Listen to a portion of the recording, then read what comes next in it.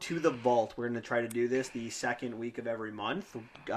Go into the vault and got to do a thorough review of a famous movie or just a classic movie in general. Transformers. This week, you guys are in for something real special. We are not going to go to the vault for one movie or two movies, but we are going to go to the vault for three movies. All three the Shia LaBeouf Transformer movie trilogy. The first one, Revenge of the Fallen. Shia LaBeouf, greatest actor alive. Is that what you really think? No. Is Megan Fox the greatest actress alive? Not even close. I have words to... Let's just get... All right, we're going to start with talking about the first one, the 2007 Transformers movies. And before we begin, I just want to share a story about this, if it's okay with you. Okay. So I saw the first Transformers movie in the midnight showing that it came out.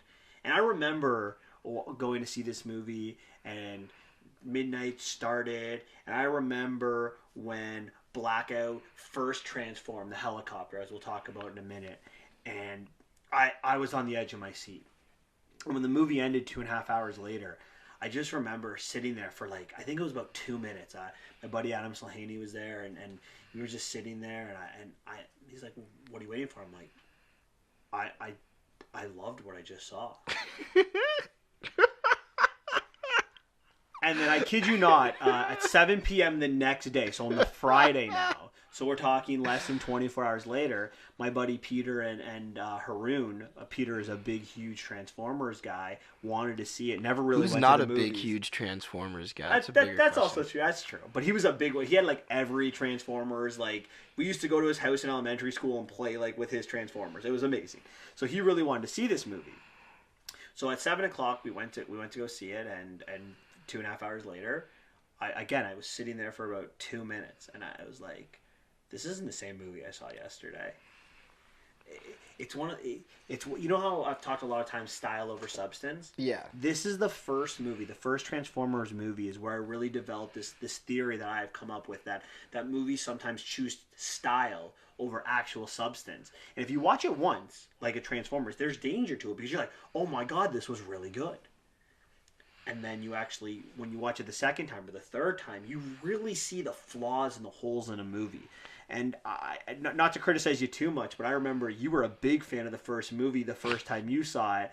And then I remember just telling you what we're going to talk about today. And you're like, "I ruined this movie for you." Yeah. And then it was I realized that your theory really rang true into the second one. I was like, "Yeah, the second one's amazing." And then I watched this. The second time I watched it, I couldn't even finish it. I was like, "Yeah, no, thank you." So that's something you hear a lot about from me when you get to some certain movies, style over substance. And this is really where I developed this concept. And maybe I didn't say it after this movie, but it's just something that stuck with me that I eventually put down into words. So let's get into nitty gritty details of this movie. So the movie starts with a prologue, and we don't need to talk too much about it. But I want to start talking about the buying of Bumblebee. Yeah. So Shia LaBeouf, if he got all A's and a certain amount of money, his dad was going to buy him a car. Mm-hmm. The joke that he was going to get a Porsche, and that didn't end up happening, which makes sense. Easter egg alert. The Jazz was a Porsche, so that's why they put that in. Oh, yeah? That's the reason? So he eventually goes to this used car lot that's run by Bernie Mac. Rest in peace. Very good. And he wants an extra $1,000 for this car. Then Sam, Shia LaBeouf's character, Sam Witwicky, I'll always be referring to him as Sam Witwicky from this point forward. His dad doesn't want to pay that. So Bumblebee needs to make sure that Sam purchases this car. So he proceeds to break all of the glass of every car in this used car lot. What are your thoughts on that? Kind of strange, because that's a man's business, and he's struggling to make ends meet. Well, and they get rid of all his service. Well, I'm actually more concerned with this idea that Bernie Mac just agrees $4,000 as soon as that happens. Can you explain to me why? I mean, this might be nitpicking on a movie, but when we get into some of the bigger issues, the small things come more into play. So either I look at this and either he thinks that the car did it, and then why would the Witwickies want to buy this car, or he thinks that he's selling this car because he needs the money to replace all of the other glass, all of the glass that the car broke. Now, my question is, does he have insurance? Isn't he curious to know why all of these glass broke, but nowhere else? It's not like there was an earthquake where glass broke everywhere else. Isn't there a curiosity? It's a funny sequence, but to me, it's unnecessary. That's very true. And also, well, you gotta look into that place was kind of sketch, to be honest. It was very sketchy. So he probably doesn't have insurance, but I can see where you're going. Where he might have known that the car was fake, and he's like, let me just sell and get rid of it. But I ask you this question: like, if you're with your son and you're buying a car, and you go to a place where glass on every car breaks, are you buying your son a car from that lot? Except for the one car that your son's asking for. Probably not. I'm just thinking, as soon as I seen that, I think the car is possessed, and I'm running, and... Not even that it's possessed, because we're illogical thinkers, but we're going to ask another question, right? We're not going to just be like, buy a car, go back home, and then let my son drive in to go meet Megan Fox? Because that's exactly what happens. That's a very good point you added that I think is so hilarious. Like, I just don't understand it. Like, when you're watching it the first time, you're like, oh, Bernie Mac, it's funny, it's comedic. Yeah, 4,000! He gets what he wants. But if you actually think of it from, like, a legitimate point of view, again, this, like, a substance point of view, and with everything else we're going to talk about, I think that it just doesn't work. No, clearly it doesn't. The fact that all the windows are broken, he still buys it. But, like, why did they break? That would be the first thing I'd be asking. Like, what's going on? Like, I don't know. Anyway, so I'm not to harp on this minor little thing on this movie. So then we meet Sam's friend, right? They're driving along this beach area, and his friend is a little weird. Yeah, he's climbing trees. Yeah, they're not the biggest. They're not social butterflies. They're a little bit of an outcast, because before he even gets the car, you see Sam. He's trying to sell his grandfather's old stuff, because he was a famous explorer, and no one's paying attention. They're throwing things at him. They're making fun of him, and they weren't even invited to their get together, but he pulls up anyways with his new car. Yeah. What I found weird is, so Megan Fox, we'll call her Michaela from now on, is dating someone. Yeah. A boyfriend's clearly a bully in a lot of ways. So they've been dating, I'm assuming for a little bit of time at least, because like they're cuddling in the class together. Yeah, then she goes up behind him and grabs him and hugs him. Yeah. And I know where you're going with this, and I thought this was weird too, but keep going. So the relationship just seems to end because he calls her his little bunny. No, I think it ended because he wanted to drive the car, and he said no because it's his car, and she got upset and broke up with him. So is she really shallow? I don't know, but again, like, they've been dating for a while. Has he let her driven the car before? Like, wouldn't that be... Why is this the first time the car is being brought up? And you just break up with someone? You don't have a conversation? I have no idea. I was thinking the same. I would just think that he would always be like that. But anyway, I digress. Yeah. Again. So she starts walking home. And then Sam's like, friend, you gotta leave. Get out. I don't care where you go. I drove you here. We could be in the middle of nowhere. And I'm gathering we're in the middle of nowhere because, like, he picks up Michaela and it's nighttime when he brings her home.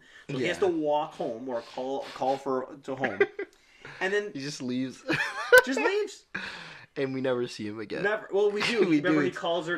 He's watching the dog, and then after that. So at least he lived, Yeah. So then I ask you... Michaela comes into the car. They're having a little conversation. Like have you seen the new additions to the car? She talks about the type. Where are they driving to? Her house, but you notice the car breaks down, or Bumblebee purposely breaks down in the middle of nowhere. They're not on road. Yeah. they just drive. He just stops at a tree, and they're just like, "Oh yeah, I don't know what Bumblebee was doing." There's a lot of Remember, I have she a lot of doesn't know who questions. he is, right? He's like, are you? She likes to him. Are you new to the school? Yeah. We've been in the same grade since junior kindergarten. Yeah, We have and 3 he's had a classes crush together. on her since forever. Yeah, but doesn't. But she doesn't. She just gets in the car with him into the middle of nowhere. Yeah, kind of sketchy. I just think it's very weak writing. At this point in the movie, when I was doing my rewatch of this movie and really delving deep, I'm finding a lot of weak writing. Yeah, it seems like they just did things to make it happen. Like, there's no explanation. It's just like they're there because they're there. We just got to drive the plot forward. Who cares how we get there? And that's the consistency we see in this movie. Let's Yeah. just throw things together and hopefully it'll stick. Yeah. So later that night, Bumblebee goes and drives off to communicate to the other Autobots. Yes. And Sam follows the car because he thinks the car is being stolen. Yeah. And he takes his video and he gets arrested. And he's telling the cop this this funny scene, but I ask you, what's the purpose of it? I have no idea. It's actually, that's one of the scenes that really didn't serve any purpose. It was pretty funny though, I'm not gonna lie. At the end where he asks the guy if he's on drugs. I thought that was pretty funny because the guy's like, "Yeah, in my piece, 50 Cent." But Are you on drugs? yeah. But And like, is the dad just okay with it? Is dad just sitting there? Like, what's going Yeah. on? Like, why? Like, and on top of that, why didn't he just show the video of what happened? Like what he seen. Like if they saw the video, they would have all the proof they need. But there's no video. They just sit him and start questioning him. So now he's somewhat magically back at home. It's in the middle of the morning, and he sees Bumblebee return, and now he's paranoid. So what does he do? He runs out of the house where he's no longer safe because now he's running right into, and he runs to some abandoned warehouse where he meets Barricade. And Barricade, who is the police is a police car, transforms and basically asks Sam, "Where are the glasses?" And he is cornered on another car, and somehow Sam just runs away from him. This huge transformer just runs away. Comment? That's there's a lot of points where you see Sam, he's trapped, and then he just somehow escapes after. Like I have the second one. We'll get into the second one, but can I just say one thing for the second go ahead. one? So like it's the same thing happens in the second one. So you know how they trap him, and Megatron's holding him down.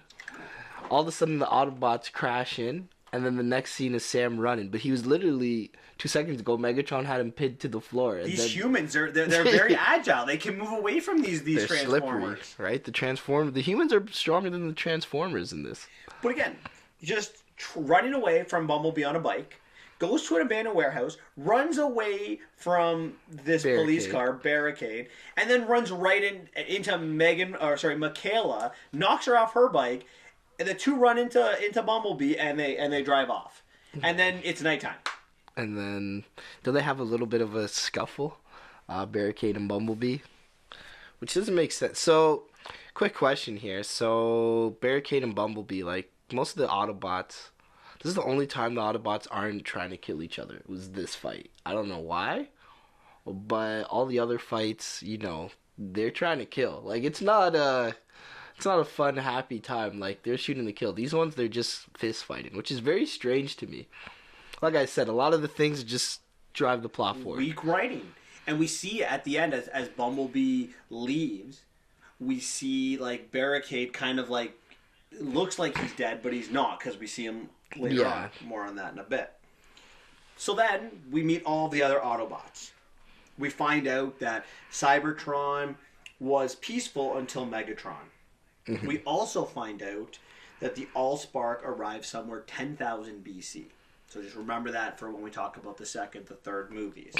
And that war consumed the planet Cybertron, and that the Allspark was lost in the stars.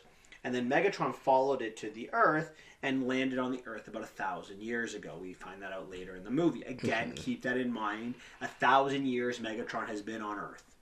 Frozen, but he's been frozen. Yes, not just somewhere in the middle of the Arctic. Okay, so then we go to the backyard scene, right? Mm-hmm. Sam's going to find the glasses, and the Autobots destroy the backyard. Funny scene, but I think it's useless. Another scene is, how did nobody see them? They're in a neighborhood. Right? So I'm watching my girlfriend, and that's all she's saying. Like, why can't anyone see these Autobots? And that's all I'm saying. I'm like, I know it's the middle of the night, but they're making a racket. The power goes out. They're and it just makes them seem so stupid because they don't listen. They break things. They're klutzes. They don't. They're supposed to be militant men, right? Like, well, not militant men, but like military-driven vehicles, and they're computer super organisms, right? It's weird that they don't have any brains. They're supposed to be intelligent, right? They're supposed to be strategic. Optimus, at least Optimus is supposed to be somewhat strategic. I mean, they can hack into the Air Force One in less than 10 seconds, but apparently being quiet is not their forte. Like, and then they leave, but they come back 2 seconds later. Optimus is like, let's roll out. But 2 seconds later, they're right back. It's poorly cut. And then Sector 7 shows up. And where are the Autobots? They have actually left now. The time when they're actually needed to be there here to help the Wickies, they're gone. Yeah, Bumblebee gets captured, and he's just like, no. It's funny how his motive changed. Like, this is the only time Optimus is like, you know what? We're not going to attack the humans. After that, he changes his tune a little bit. Right? 100%. And then the Optimus is running around the city, he takes the car, right? And takes the roof off, and Sam's like, I like you to meet my friend, Optimus Prime, and Optimus takes the two of them, and then the whole S7 just appear. Yeah. And where are the rest of the Autobots? They're just like, Optimus. See you later. But this is a problem with all the Transformers movies, 1 right to 5. It's they don't know how to deal with the Autobots or the Decepticons that are off screen.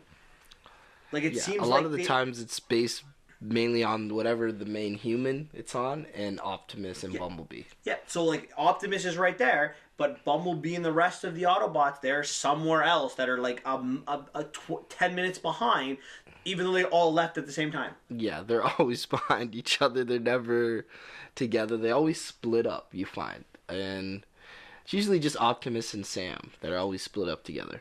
Yep. So Optimus drops them from the bridge. Bumblebee now just miraculously comes to save them. But all the other Autobots are still nowhere to be seen.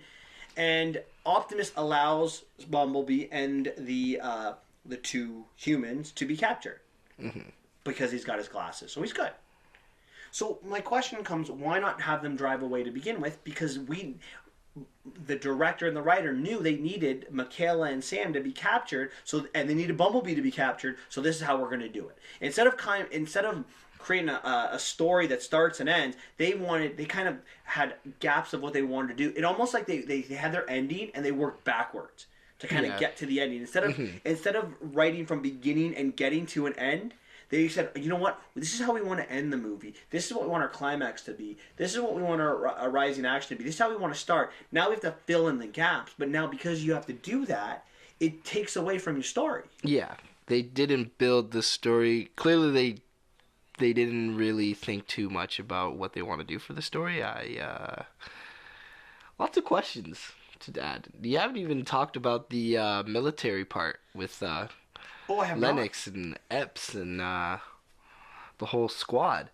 Oh, absolutely. I'll leave some of those questions for you. Then they arrive at Hoover, the Hoover Dam, right? This is where they all spark in Megatron.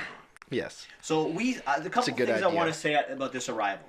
Now we see Simmons playing nice, right? So Simmons is played by John Turturro, and he is kind of like not the leader of Sector 7, but a high up high up person member. in it. So he's initially like talking down to these kids, like, "Oh, I'm better than you," and now I know everything. I know, and now for some reason, Criminals. You're criminals. Criminals are hot, right? And That's so creepy. That's such a creepy line. I know.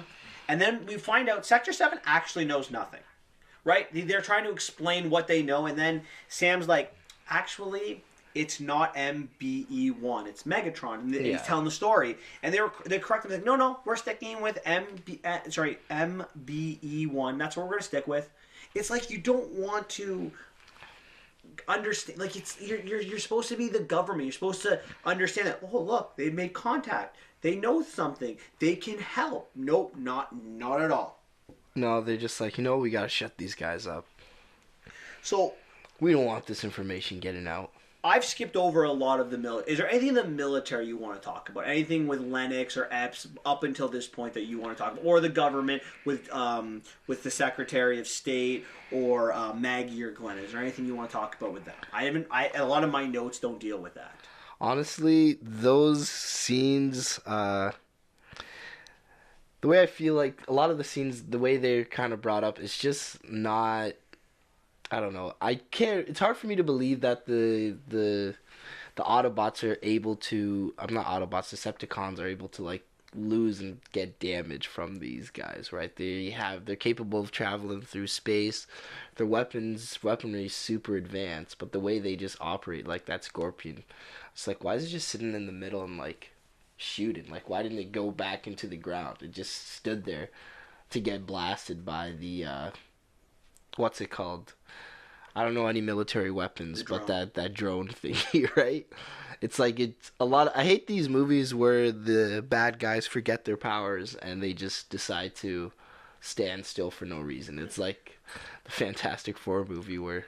But it's one of those things where like, don't have the Scorpion there, or have the Scorpion not follow them. Have them get to the city, call for backup, and then have the Scorpion attack at that moment. Mm-hmm. Because then, when they're shooting the drone, it makes more sense that they can find, they don't like because the Scorpion didn't die, right? Yeah. He just left that little piece so they can realize we need, because it's all about the humans, this movie, guys. The first Transformer movies is not about the Transformers, it's about the humans. Yeah, which is really awesome, when you make a movie about Transformers, everybody cares about the humans and not the Transformers. That's exactly.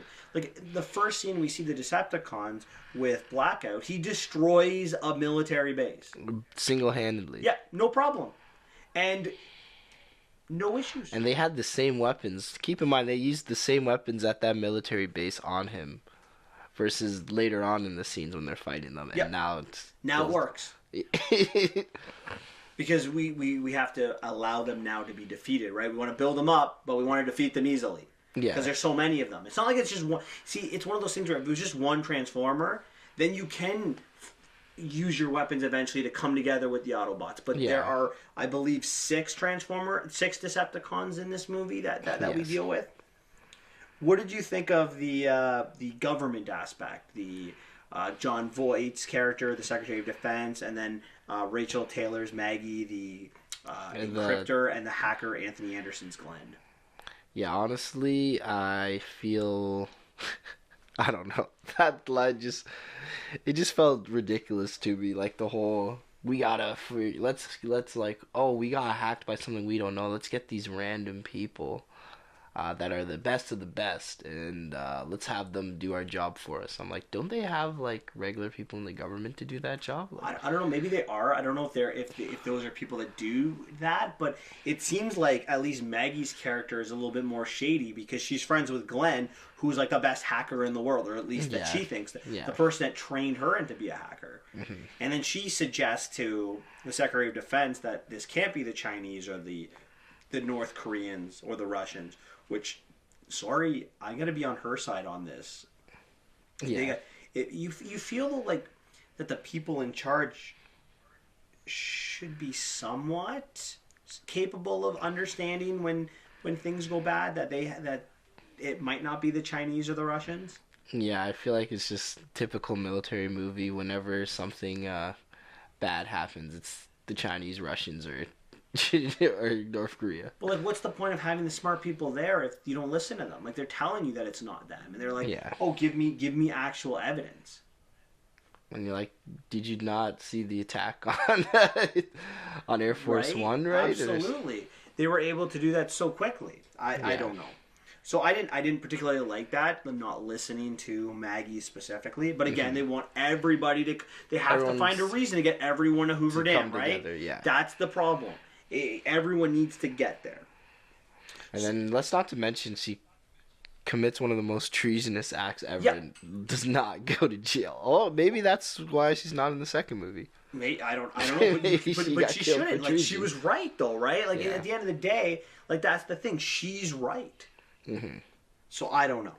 But anyway, so we get to Hoover Dam, and then now they all know Megatron's there. They all know the Allspark's there. So Starscream starts to kill the power, so Megatron can now reawaken. So the leader of Sector 7 is a guy named Tom. And Tom is the guy who lets John Voight, the Secretary of Defense, in on what's going on.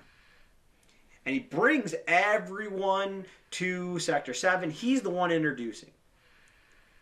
And as soon as Starscream breaks or hits the Hoover Dam, he disappears. He goes bye-bye. And now Simmons seems to take charge. But I just want to know what happens to Tom. Well, clearly what happened was when the lights fell off, he fell down the stairs, cracked his head, and passed out and died. So that's what happened to him. It was in the bad. It wasn't seen in the movies, but you know, the writers left it to our imagination to figure out what happened to Tom. They wanted us to deal with Simmons, I guess.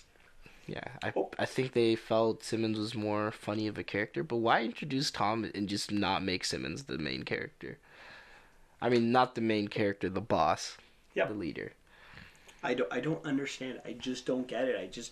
Again, there's so many plot holes, and that second time I watched it. Yeah, I don't necessarily know if I noticed some of the little things that we talked about, because I firmly believe when you have a bad movie, the little things are more amplified, right? Yeah. We're gonna get into the big things now. I think we're at the end of the movie now. This to me is the first big thing. You have a character who's important who disappears. In the climax to the rising action or falling action of the movie. So then we have a plan that kind of comes together. Bumblebee is going to take the Allspark and the military and into a city right near the Hoover Dam. Wasn't it Chicago, or is that? No, that's the third movie. This is Okay. in Nevada. So They're all a blur. I don't remember the name of this city, but it's a city that's just outside of the Hoover Dam, not Vegas though. And the Autobots are on their way there too. And on this highway, we see Bone Crusher, who is this kind of like army truck, I guess. And But he has like a cloth. yeah, it's a garbage truck. I don't know exactly what he he's is. a garbage and truck. Barricade, the cop car, chasing the Autobots. So Optimus is like, "You guys go forward. I got this." Yeah. And in the only real Autobot attack in this movie, Optimus kills Bone Crusher. But what happens to Barricade? What happens to the police car? Who knows? I remember he pops up again in the fifth movie. Oh, in the fifth movie. He's back. Yeah, he's just, So it's like, he's like in the middle of this important action sequence where they're all trying to get the Allspark, Barricade's like, "You know what? I'm done. See you guys later. Optimus is here. I don't want to fight anymore." And just disappears. Yeah, I think Megatron would have killed him for treason for that, but But apparently not, because what do we know? I remember, when it was funny because I'm like, oh, Barricade's back. He was in like the he was either in the fourth or fifth movie. I forget what movie he comes back in. I think it's the fifth. I think it's the fourth, actually. Yeah. I think this is Mark Wahlberg's first one. Because I think it's that scene where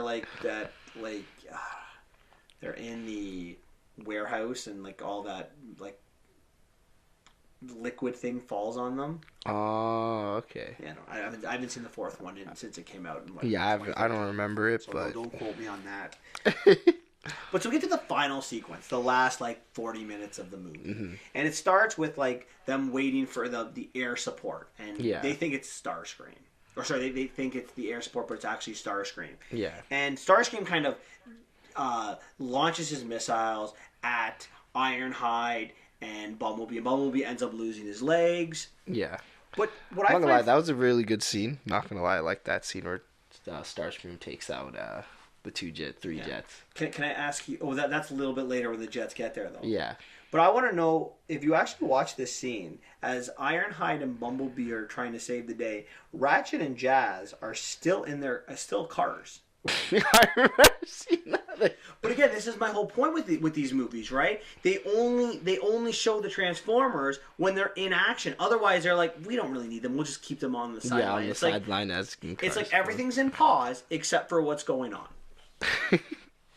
Yeah, they don't really know how to like put the characters to give them anything. They don't have much of anything to do in the background. They just sit there and just like, oh, Bumblebee lost his legs. Okay, oh wait, am I the medic? Should I be healing him? Oh no, you know what? Let's just tie him to a truck. No, yeah, exactly. That's what Megan Fox is going to do, right? Attaches him to the truck, moves him away.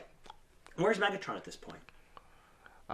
Who knows? He's going to come in a bit, but where is he? Where did Optimus go?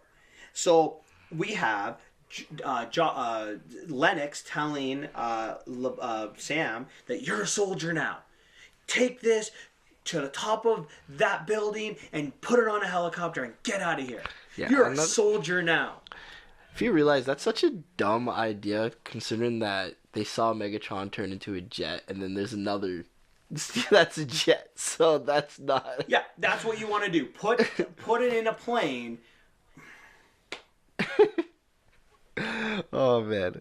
God, I love Transformers. What a great movie. Can we actually take a stop back for a second, though? Because I do... There's another thing that really popped out of my mind here, too. Actually, just now.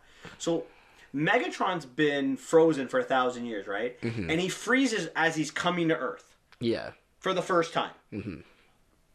How does he know what a human is? I have no idea. You could have used eBay? Who knows? He literally just wakes up. Literally. How does he know what a human is? How does he know what planet he's on? How does he know anything about this planet? Maybe he did some research beforehand. Who knows? But humans 1,000 years ago, we're talking like, we're not even... There would have been no humans in the Arctic. No. Oh, I don't know. Yeah. We wouldn't have even had like... This is like medieval times. Like, there would have been no like... I don't know. So anyway, so you're a soldier now. He's got to go do his thing. So, you want to know my biggest problem with the first Transformers movie? What is it? The fact that the Autobots are absolutely useless. Oh, I think that's going to be a problem with every movie. This is the worst, though. This is the absolute worst. If we're looking at a kill count, it's technically 2-2 for the humans and the Autobots. So Optimus kills the in Bone Crusher on the highway, mm-hmm. and technically Bumblebee kills Devastator. Even though I think an assist should go to Mikaela, because she drives the tow truck to do this. True enough. But the whatchamacallit, Lennox drives a motorcycle. Jumps off the motorcycle, and as he's kind of going down, he's shooting Blackout. And I just have one word to say to that. Really? Yeah. They're just trying to make it cool. And Blackout, he doesn't die in that movie, though. Who? Blackout? Yeah, he dies right there. No, he lives. How'd he live? Because he's in the second movie. No, he's not. Yeah, he is. Optimus kills him in the second movie, rips his head off. Are you sure? But I don't know. I'm 100% sure. I'm pretty sure that Lennox kills the helicopter right then and there. No. Oh, we'll see. I'm gonna have to rewatch this because I don't know if I want to.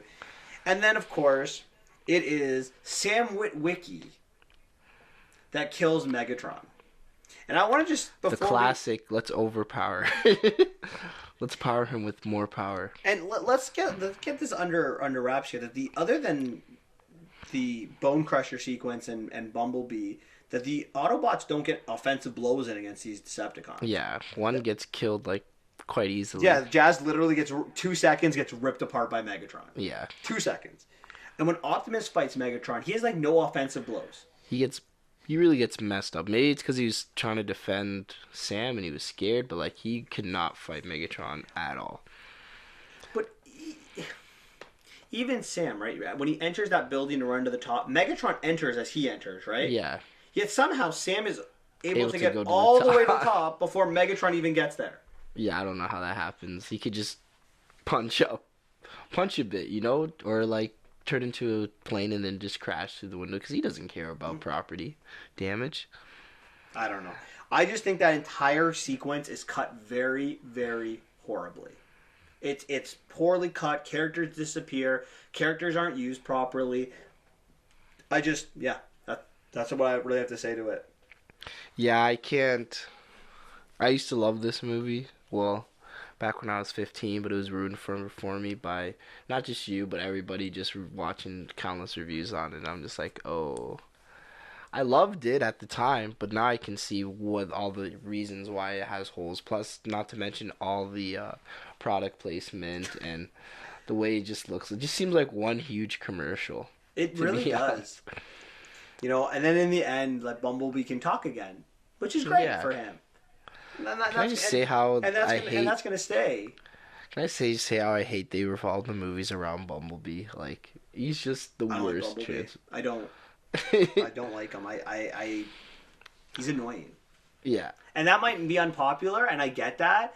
But if you really watch all 5 movies in a row, tell me if you don't think Bumblebee's annoying. If you've only seen the movie once, you have nothing. I'll give it to you. The first time I watched it, I loved Bumblebee too, and then I watched it again, and I just spent the weekend watching all 3 of them. And I'm telling you, he's the worst. He's not the worst, but he's up there. Yeah, all of the Autobots are horrible. Other than Optimus, they don't do justice to what the Autobots are capable of. Yeah, I don't think they do justice to what any of the Transformers are capable of. But I feel like, I think we see this again in 2 and 3. I thought they did justice to Starscream in his character, how he's like sneaky, how he's like a little bit of a coward. I love how Megatron pushes him around. Yeah. To me, that's proper. They did start out of all the Transformers. I think Starscream was done the best. But even in general, like in the first movie, it's not hard to mess up the Decepticons. Yeah, they just want to destroy. They want to destroy, and they want to get Megatron back, and that's what they're working for. Mm-hmm. They spent 1,000 years looking for him. They finally found him because of an eBay page. Yeah. And it's funny that they're trying to hack into certain oh my goodness, I can't internet pages because I can't think right now. My apologies. No worries. And they just still couldn't find him until they found that page. Well, they were led there by not the glasses, but just by following where they were taking Sam and everything like that, right? So in a way, Section 7 really screwed themselves and led the Decepticons over there. Absolutely. Hold on 1 second. Oh. Spider. All right. Anything else you want to say about the first movie? No, I think that's a bit of everything. We're all just staring at it. Nothing else? No comments? All right, let's go on to Revenge of the Fallen. So this is released 2 years later. Mm-hmm. So when the movie... now, the first one, I like I said, my experience in 24 hours, the movie went from like one of the best movies I've ever seen to... It was horse crap. By the way, what would you give the first movie if you had to rate it out of 10? I give it a 4. That's exactly what I would give it. I give it a 4 out of 10. But if you would ask me after the first night, I would have probably said a 9, maybe even a 9.5. Ooh. In less than 24 hours, it dropped that much. And now that I've seen it a bunch of times now, I stick with that statement. All right, so the second movie, the prologue, is we start with 17,000 BC.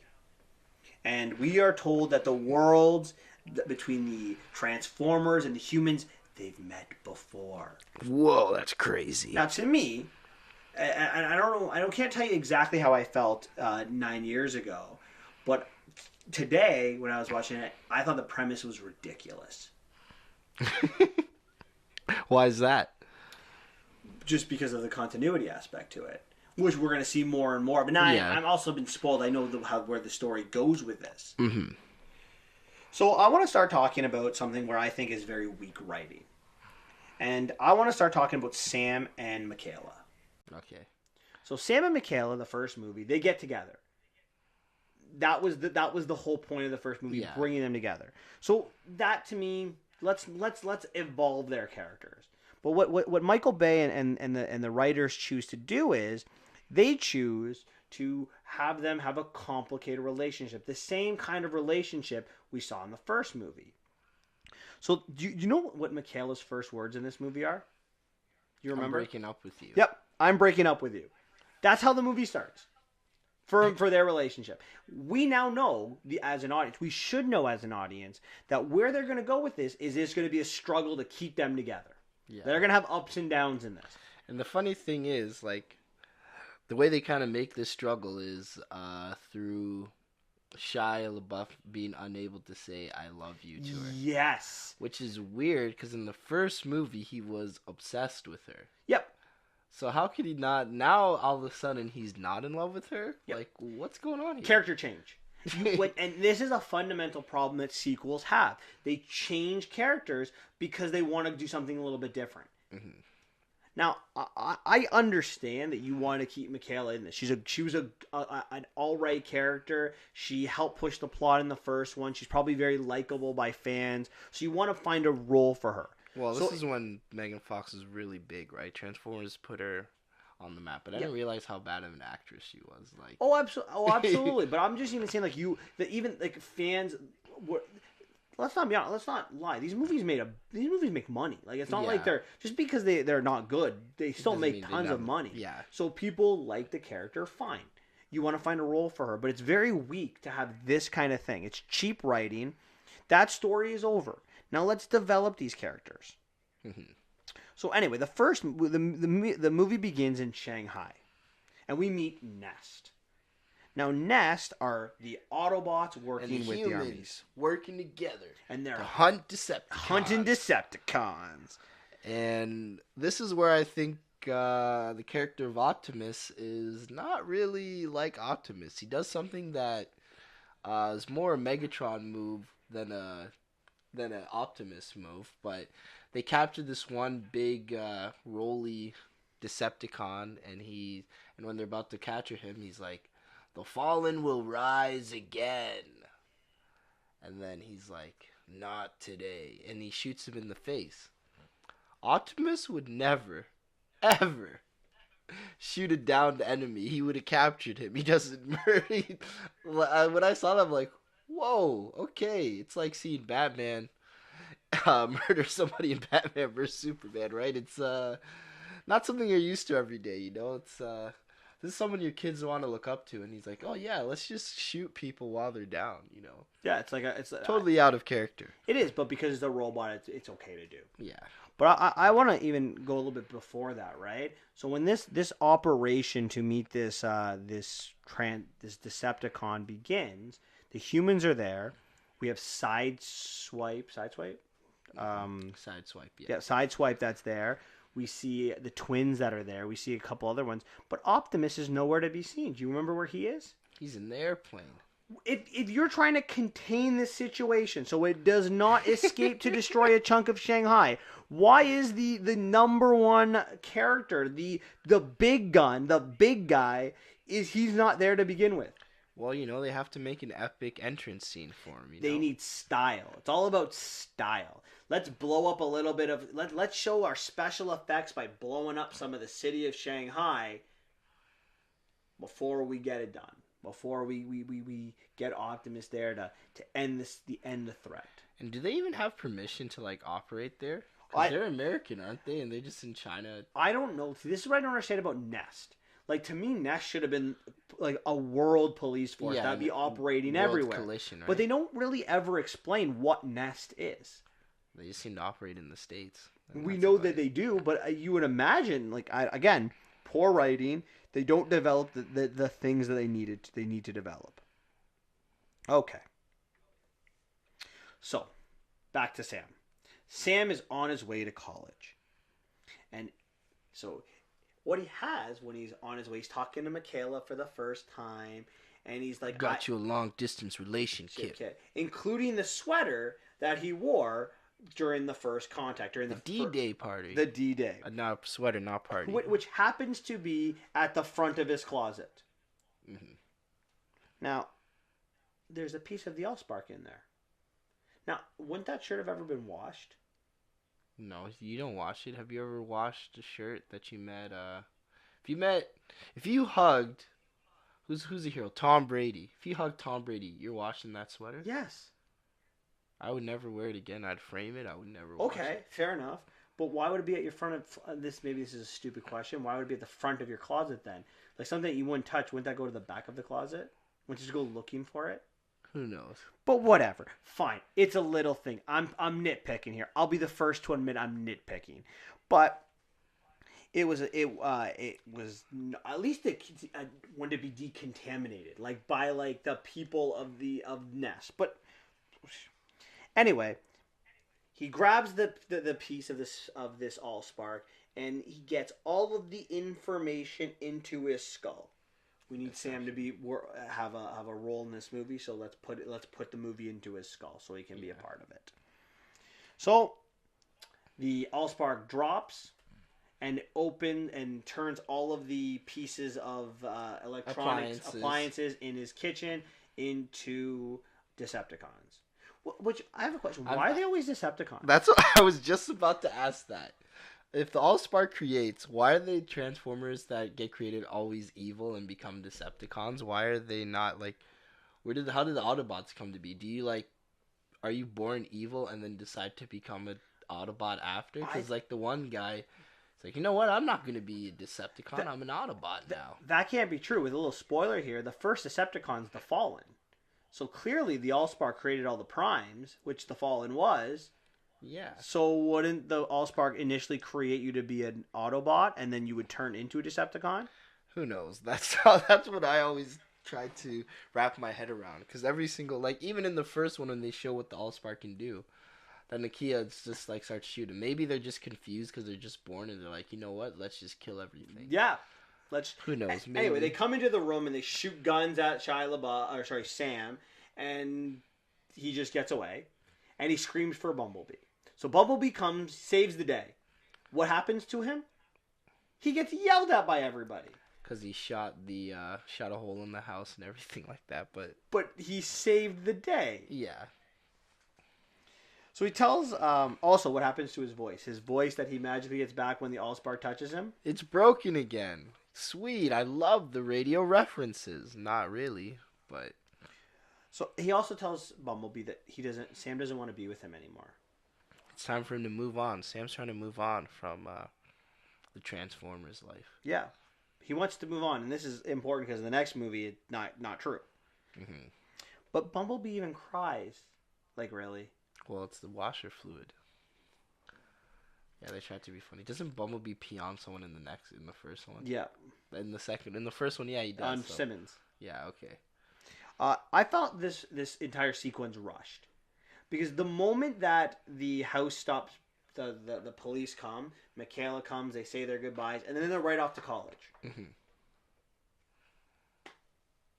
The mom gets a little high, and then we're introduced to Roman Rodriguez's character, Lee Spitz, who has this little tinfoil hat wearing organization. And he happens to be a Transformer nut. Yeah. Oh, isn't that nice coincidence that they put the Transformer nut with Sam Witwicky? Well, he's not really a Transformer nut. He's more of a aliens are attacking us and the government's lying to us nut. Yeah, but he's got information about Shanghai. So he might not know they're called Transformers, but he doesn't realize he's a Transformer nut. Mm-hmm. So I do have a question for you. This is not necessarily a criticism of the movie, but why did Sam even go so far away to go to college? That's a good question. I was just thinking, like, again, I feel where did he choose to go to college? I would assume Pennsylvania. Penn State? Yeah, because it was an Ivy League. It's an Ivy League school out east. That's all I know. Oh, okay. Damn. Good on Sam, getting that education, going to Ivy League. He was a straight A student, as we know from the first movie. Otherwise, he wouldn't have gotten Bumblebee. That's true. So it goes to this first party which happens to make him miss a chat with Michaela. Yeah. So again, what is Michaela's role other than to get Sam to say "I love you"? Yeah, it's I don't know. But I'm not gonna lie, some of my favorite scenes in this movie is when he starts tripping out and writing down the things like Yeah, yeah. just start tripping out like that. So he goes to this party, and Alice, this girl, starts to seduce him. And as she's seducing him, Bumblebee shows up. We need to talk. Like in the Bumblebee's black and yellow right Yeah. now, right? Like, Yeah. he's the new Camaro. Yeah. The new colors. So Bumblebee calls him over. So he comes down, and Alice just gets in the car with him. She's like, I love Camaros. It seems like he's okay with this cheating element, but he's in love with I just don't know what's going on. And the quick question is, we know what Alice really is. He's like a human Decepticon. Which again, but how does Bumblebee not sense that? Okay, that's a good thing. But what do you think of a human being a Decepticon, like an actual human being? Yeah, it's weird. That's cheesy and stupid. That's not. They're robots in disguise. They're not humans. They're That's an android. That's such. So Bumblebee takes Maybe Sam. it's a cyborg. We don't know. Oh yeah, that's perfect. So Optimus takes Sam. Bumblebee takes Sam to go see Optimus, and Optimus goes to Sam. He's like, "I need you to be an ambassador for us. You need to talk to the humans." Does Optimus not realize that this kid is a college student? And we're going to see in the third movie. They don't listen to him anyway, even when he is right. Why doesn't he go to Lennox to do this exact same thing? Lennox is trustworthy. There. Yeah, but he doesn't go. But Lennox, like, if he's an actual military soldier. If the government's going to listen to any one of those two, who would they listen to? Some random college kid who's probably like 18, 19, or a high up guy in the army. Yeah, I think I'd probably go to Lennox, but they're just having a reason for, Optimus to have a little chat with Sam because they need to see him together. That's it. There you go. Again, a rush story that needs to get in there. But the thing I find more interesting is Sam refuses. It's like, no, I don't want this life. He's trying to get out of. It's like trying to leave the mob. Once you're in, you're never out. But why? But he doesn't even tell Optimus. He doesn't tell anyone he's found this Allsparks shard.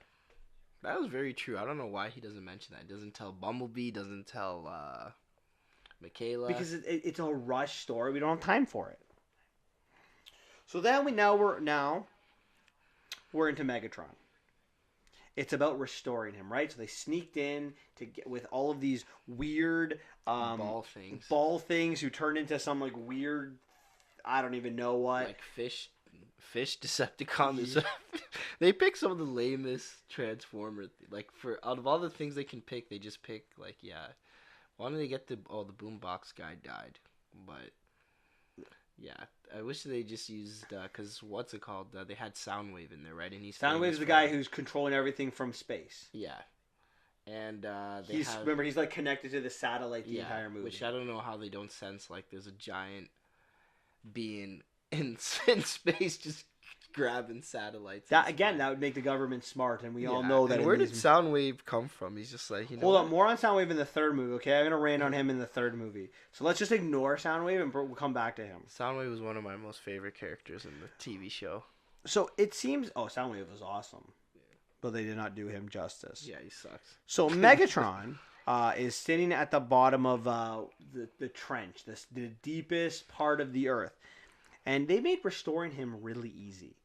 But the questions I have is, wasn't the trench supposed to like compress his body so it wouldn't be able to ever escape? Yeah.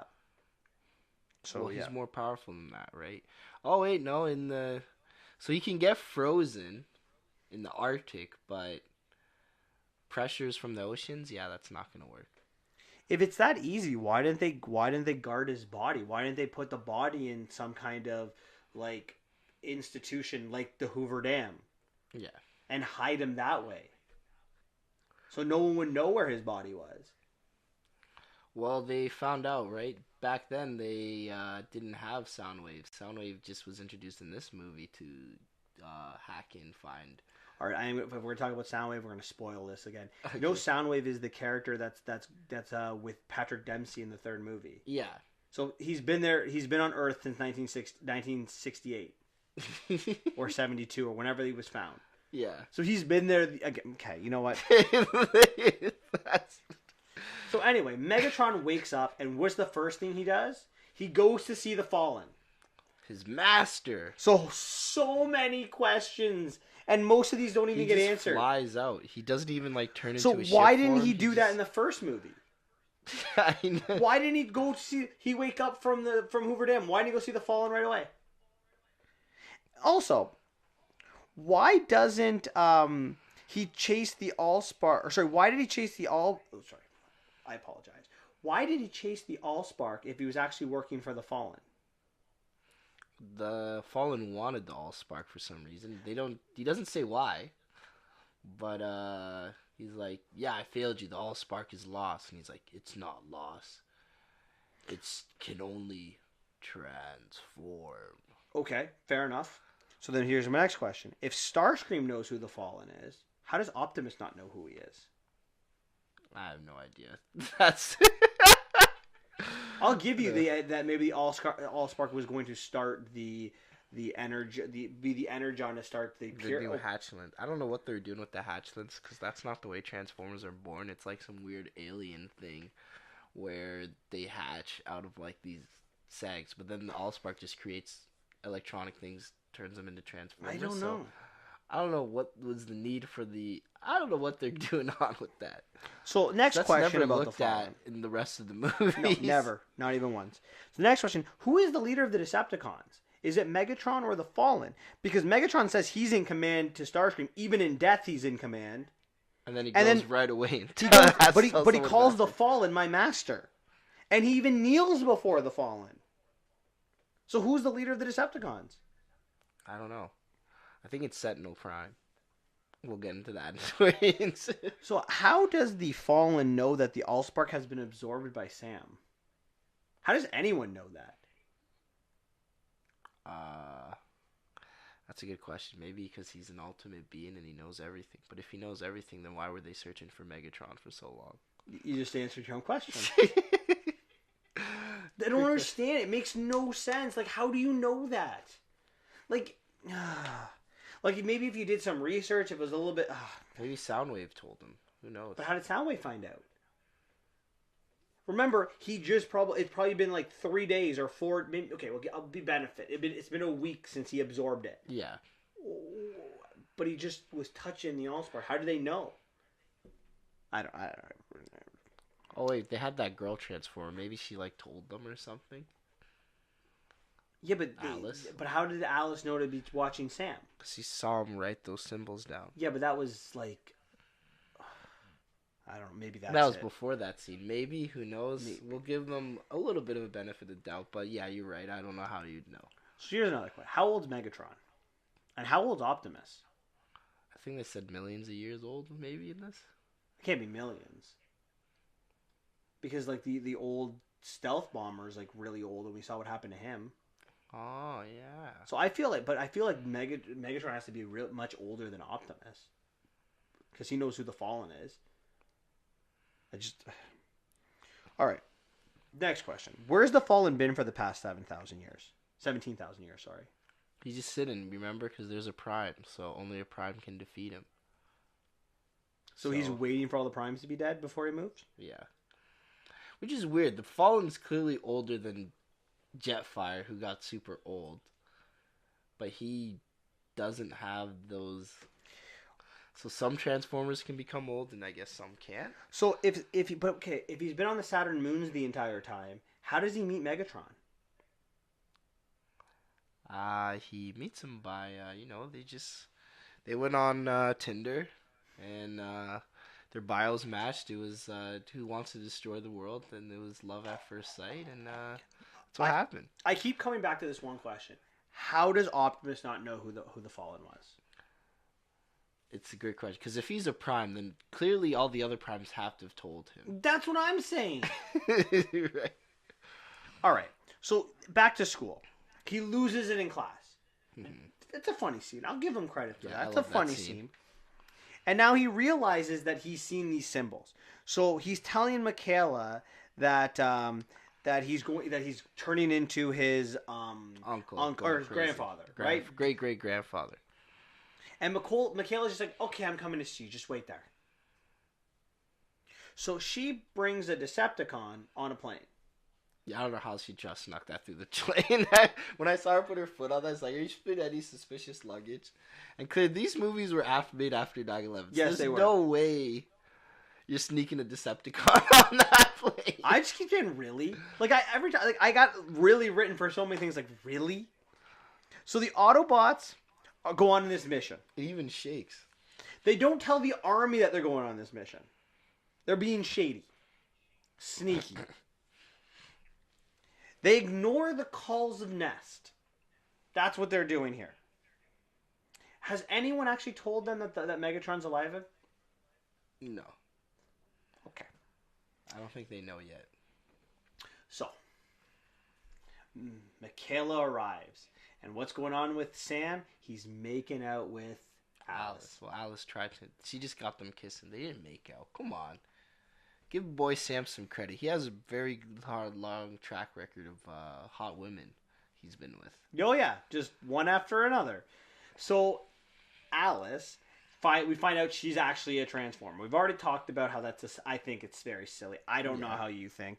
I think it's ridiculous. I thought it was dumb. I think it's cheap. I think it's cheap writing. And that's this thing I consistently say. Anyway, they escape from her. They hit her with a car. She dies. And then a helicopter grabs the...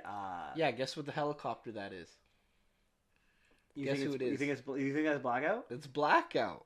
I don't think it's Blackout. I think it's another helicopter. Right? It could be more than one helicopter transformer. Oh, yeah, I guess there was. There was, like, Starscream, Thundercracker, and I forget what the third one was. Oh, would you look at that? It's probably another transformer. Anyways, so they take him to Megatron. Looks the exact same? Okay. Whatever. Are we really giving the benefit of the doubt to these people? Yeah, that's true.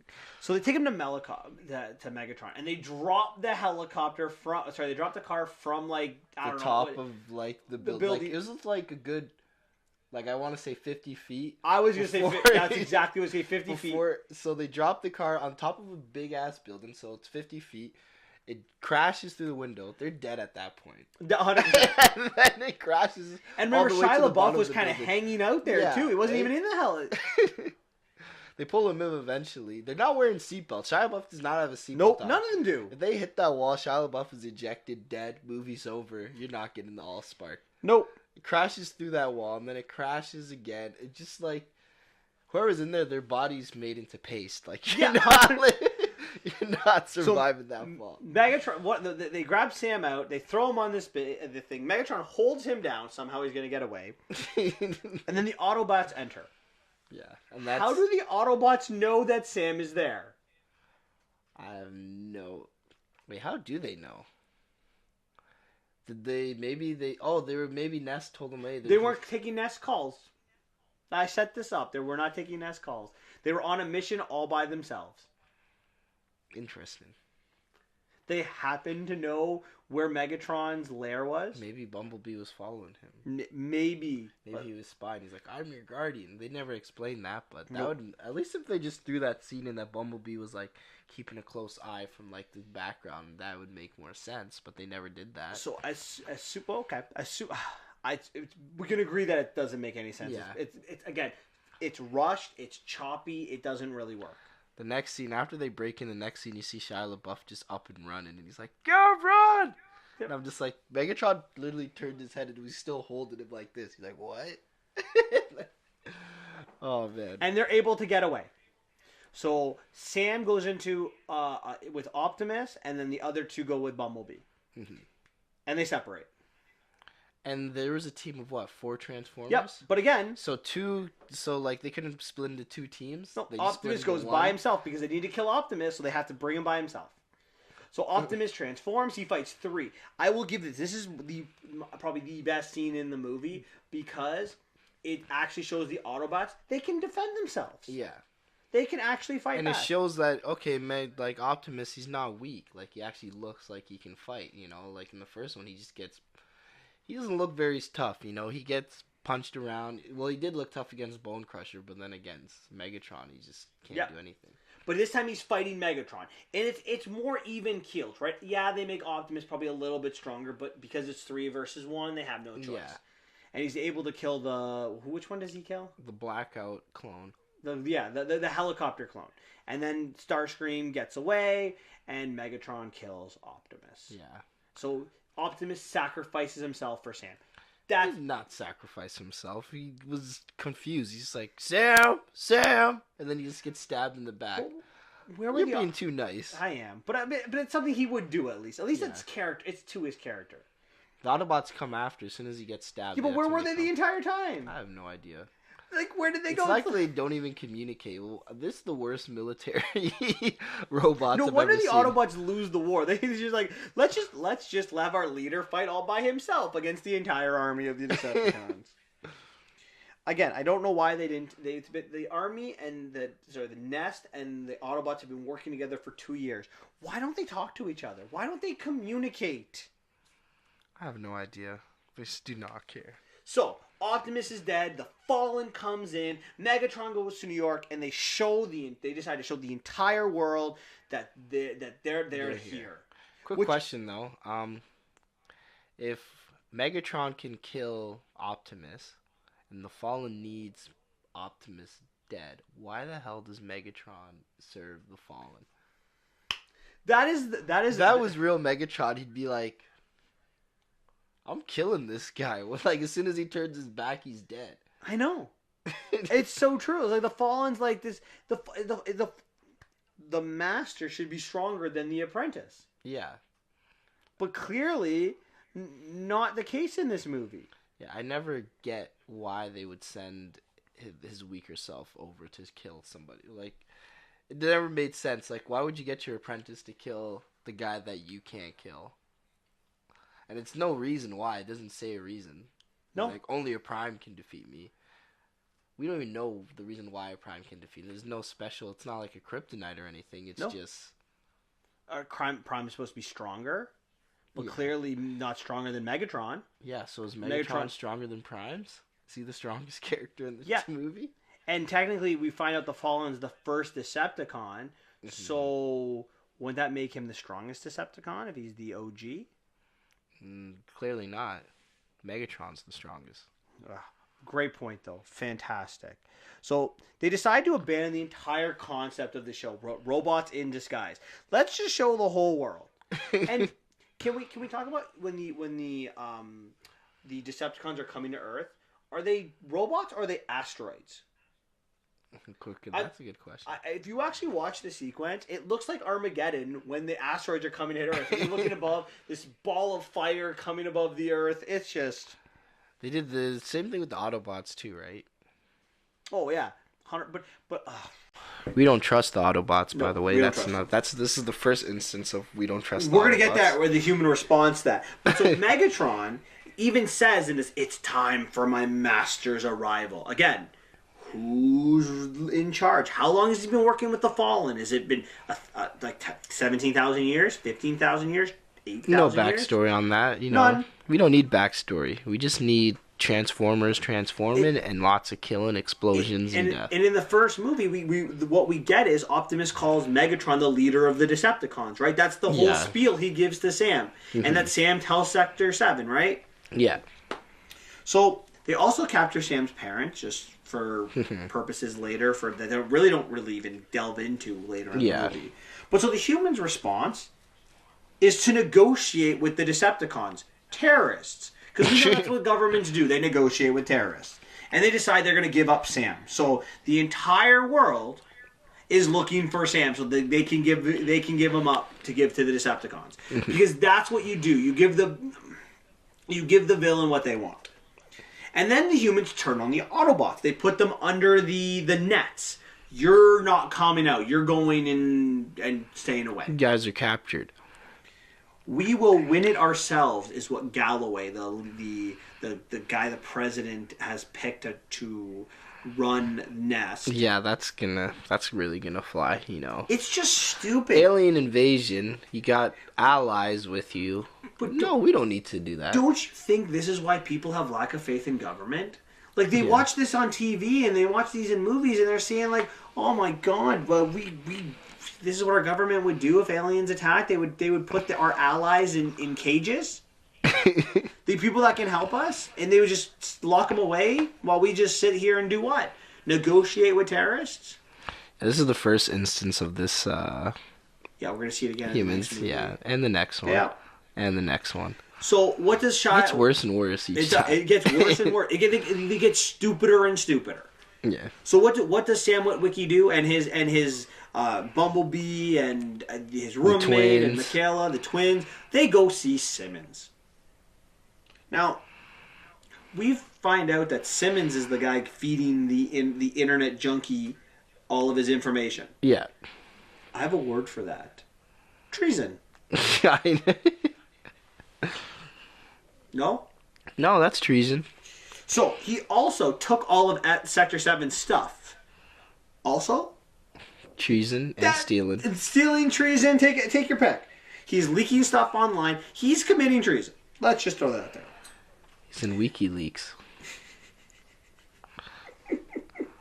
What's it called? The funny thing is, like, the Autobots could, like, these guys that are leaking, like, why did the government not, like, send the Autobots who can hack into anything in 10 seconds, like these Transformers, find where this guy is and, well, not kill him, but throw him into, like, prison? Because they needed Simmons to help move the plot along. They had ideas. They knew the beginning. They knew the ending. They knew the climax. They needed to fill in the gaps, and they don't care if the story doesn't matter. It's all style, no substance. All right. So they go into the old Decepticon in Washington, D.C., the Smithsonian. They meet the stealth bomber, and we find out that the Jetfire. We find out that the Fallen is the original Decepticon.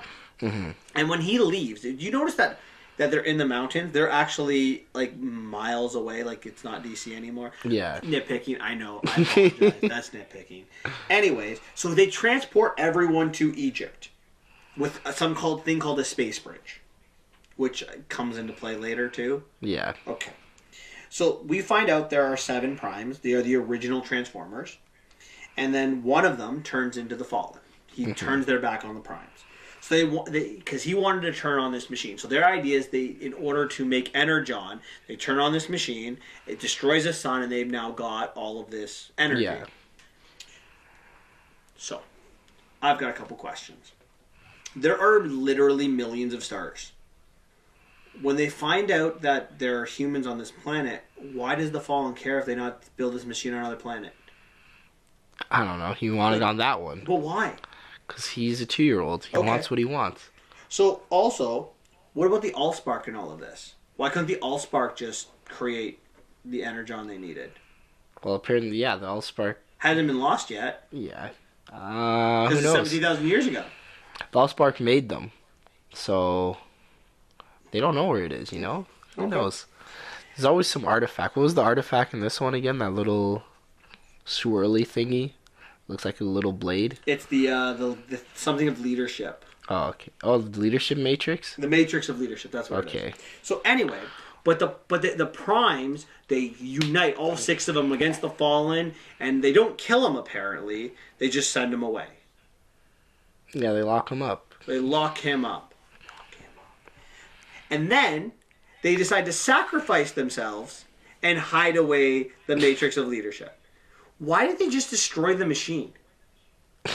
Because Optimus is going to destroy the machine later in the movie. Why How does can't Optimus become a prime if they sacrifice themselves? How do they get a descendant and become a prime? Again, great question. There's only 7 primes. And yet Optimus has descendants. There's Optimus, and then there's Sentinel. And there's probably a bunch of other ones in there as well. Yeah. And how does one become a prime? I don't know. You just add prime in your last name, it looks like. You get I just don't understand it. Like, can you just be like, can Optimus be like, all right, I'm dying, Bumblebee, you can be the new prime, you're Bumblebee Prime? Is that what would Please, happen? God, no. Don't make Bumblebee the new prime. Well, we know we're going that way, right? Yeah. Okay. So, anyways, we go to the pyramids. And I want to just let everyone know there's a huge geography fail here. So they're going to a place in between on the Jordan-Egypt border. That is, and I've checked this out, a 6-hour drive. It's 400 kilometers away from the actual pyramids.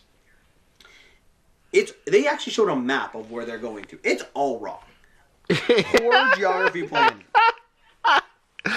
Oh man. So they go to this tomb of the primes.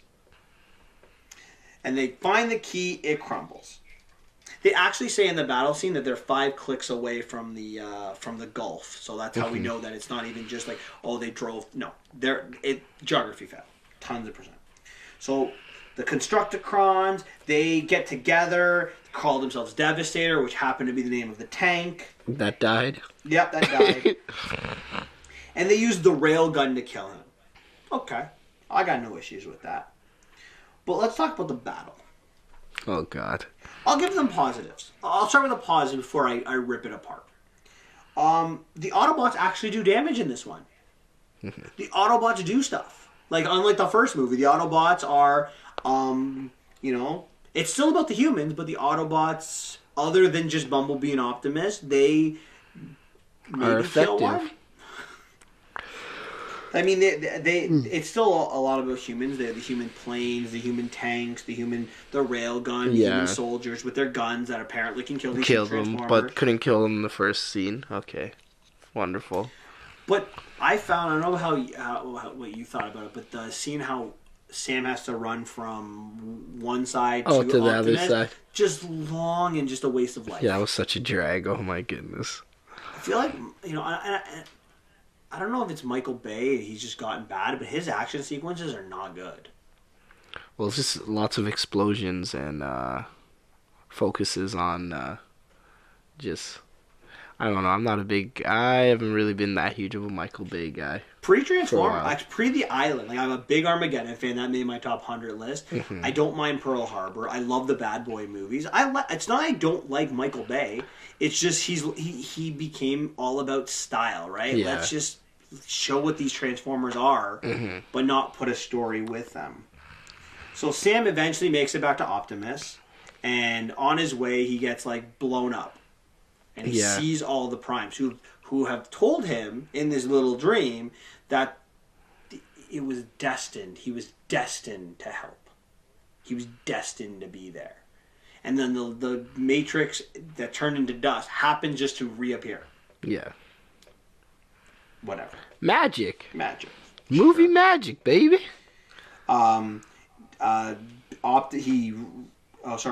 He wakes up and the first thing he says to Michaela, I love you. Because there it is, right? He That's what it's all about. The movie is all story. about telling. It's over. Yep, there it is. So, he uses the Matrix to give it to Optimus. Optimus wakes up. Fuses with Jetfire. And then the Fallen just shows up. And then he gets murked. He goes up and he starts the process of starting this device to destroy the sun. Yeah. And Jetfire gives all of his cool tech to Optimus. He flies. He just absolutely destroys everyone. Which is funny, in the couple of movies, he can just fly with his feet. In like the 5th and 4th one. So I don't know why he needed those abilities in the second. So my question becomes, if Optimus could kill the Fallen by himself, why couldn't the other 6 kill the Fallen together? I don't know. They had to, who knows, man. It's just lots of holes in this movie. It's it's one of those things where you're just like, okay, let's just, move the plot along, and now let's ask questions and kill Autobots. Oh, look, there's a Transformer. There's an explosion.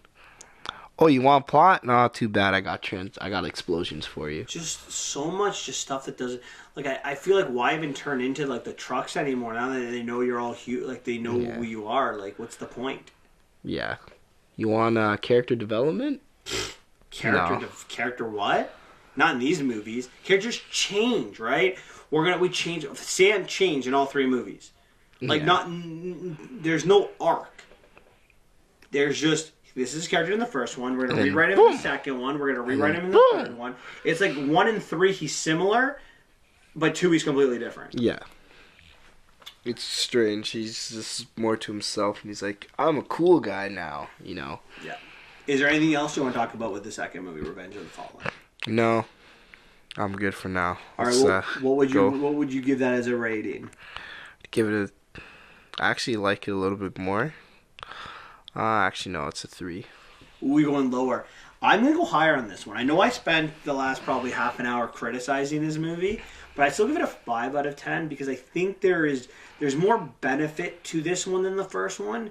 The one thing I did like is the Transformers fought each other. It's more realistic than the first one in terms of the world it created. Mm-hmm. Yeah. Whereas the humans, although they still do too much, they need the Autobots. In the first one, they didn't need the Autobots. Like the humans, you could have gotten rid of all the Autobots, and the humans would have been won. fine. Yeah.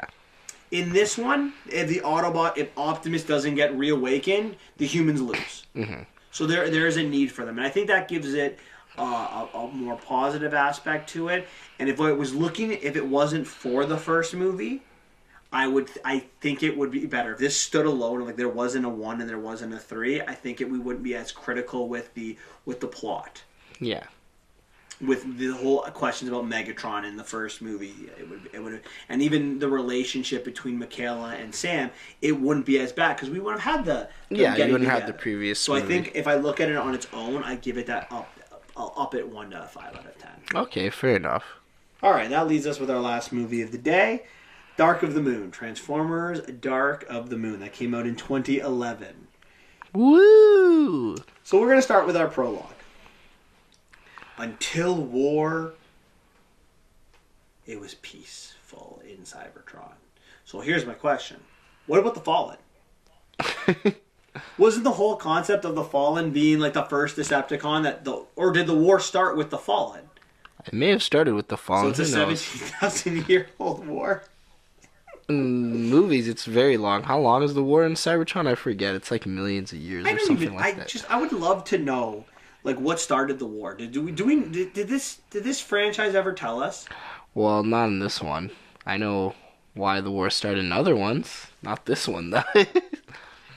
How did it start in the comics or in the TV show? Megatron just wants to take over and conquer the entire world. He's just a conqueror. So Megatron's in charge. Yeah. Not the Fallen. No. Oh, good. Fallen, I don't even think he exists in any of the films. Okay. So the movie starts with an Autobot ship that could change the course of war escaping. Except for it vanishes. And we find out it landed on the moon in 1961. And that's why the real reason why they went to the moon. Yes. Humans go to the moon, right? So the question is, why are they surprised that they found aliens on the moon? That's a quick question. You want to know why I asked that question? Yeah, I know. Why? Because Megatron was there 1,000 years ago. Well, in the 1930s at least, right? The Hoover Dam, the S7, right? Sector 7 has to, and the president would know this, right? Kennedy would know this. Yeah. Who sent this space exploration. They would know when they came back and they told all of the presidents, be like, this isn't new information. We have a transformer. He's actually in Hoover Dam. We know this. So, shouldn't they know about Megatron or MBE-1 as they call him back then? Shouldn't they know about the Allspark? So where is Sector 7 in all of this NASA exploration? Didn't Sector 7 no, they were still there. They knew everything. Remember, they're ahead of the curve. You've got probably like the FBI, then the CIA, then the president, and then Sector 7. Yeah. Who only the president kind of knew about. Mm-hmm. So how... Anyways. Continued the error over here. So now we're talking about, let's go back to Sam. So Sam has spent the first 2 movies with Michaela. The last movie developing that key 3-word phrase. He loves her. He loves her. And we find out really right away that the first scene is not of Sam, it's of Carly, Sam's new beau. Mm-hmm. Because Michaela is gone. She got fired. Wait a minute. This is the word. This is what I'm watching the movie, this would be what I would say. Seriously? And this is why I say seriously. He got a medal. Do you know what happened? You know when you don't get a medal 3 years after the fact. Yeah. You get a medal like 2 months after the fact. And we know that at that ceremony that Michaela already broke up with him. So what happened in 2 months that would break them up? I have no idea. The funniest thing is, after what they've been through, that's probably like you're in love for life. Yeah, like, two you've been apocalyptic events. Yeah, and you guys survived it together, and then all of a sudden it's just a throwaway. Yeah, we had to ditch the old girl you were with and got a new one. Like, and this movie's going to be about him saying "I love you" to her. It's the same plot as the last movie. Yeah. It's poor writing. Listen. I get it. You want to have you don't want Megan Fox in the movie for whatever reason. I don't know what's going on in her personal life. I don't know the reason you don't want her in. Just write her out of the movie. Have this movie. Have her somewhere else. Have her on vacation. Or maybe she died or something. Maybe make it even like that off screen. She died. Is sad. I personally think it's also weak writing. Yeah, assassinated by a transformer. I think it would have been better just to have her like visiting her dad out west when this was all going on, and then like having them have a phone conversation or something. No, I'm okay. I don't know. I just think that it's weak. The first line of the movie, again, was not by Carly. Was, "My hero needs to wake up." But she also tells him we're not the love word yet. You're my hero, but I don't love you. Oh, so Sam has to start all over again, eh? Poor Sam. Well, well, that's not even what grinds my gears about this. What grinds my gears the most about this Start movie, he can't get a job. Yeah. This makes no sense. The hero of the Save the World twice cannot get a job to hold his life. Do you not remember in the last movie, Optimus wanted his help? Yeah. Again, the president gave him a medal. He saved the world twice. He knows how... He's famous. But he can't the get a whole job. world wanted him and no one wants to hire him. This is poor writing. And then... I think Carly says to him, "I know no one knows what you did." What do you mean no one knows what you did? The whole world knows about the Transformers. The whole world knew that you were public enemy number one. Megatron made himself known to the world. He's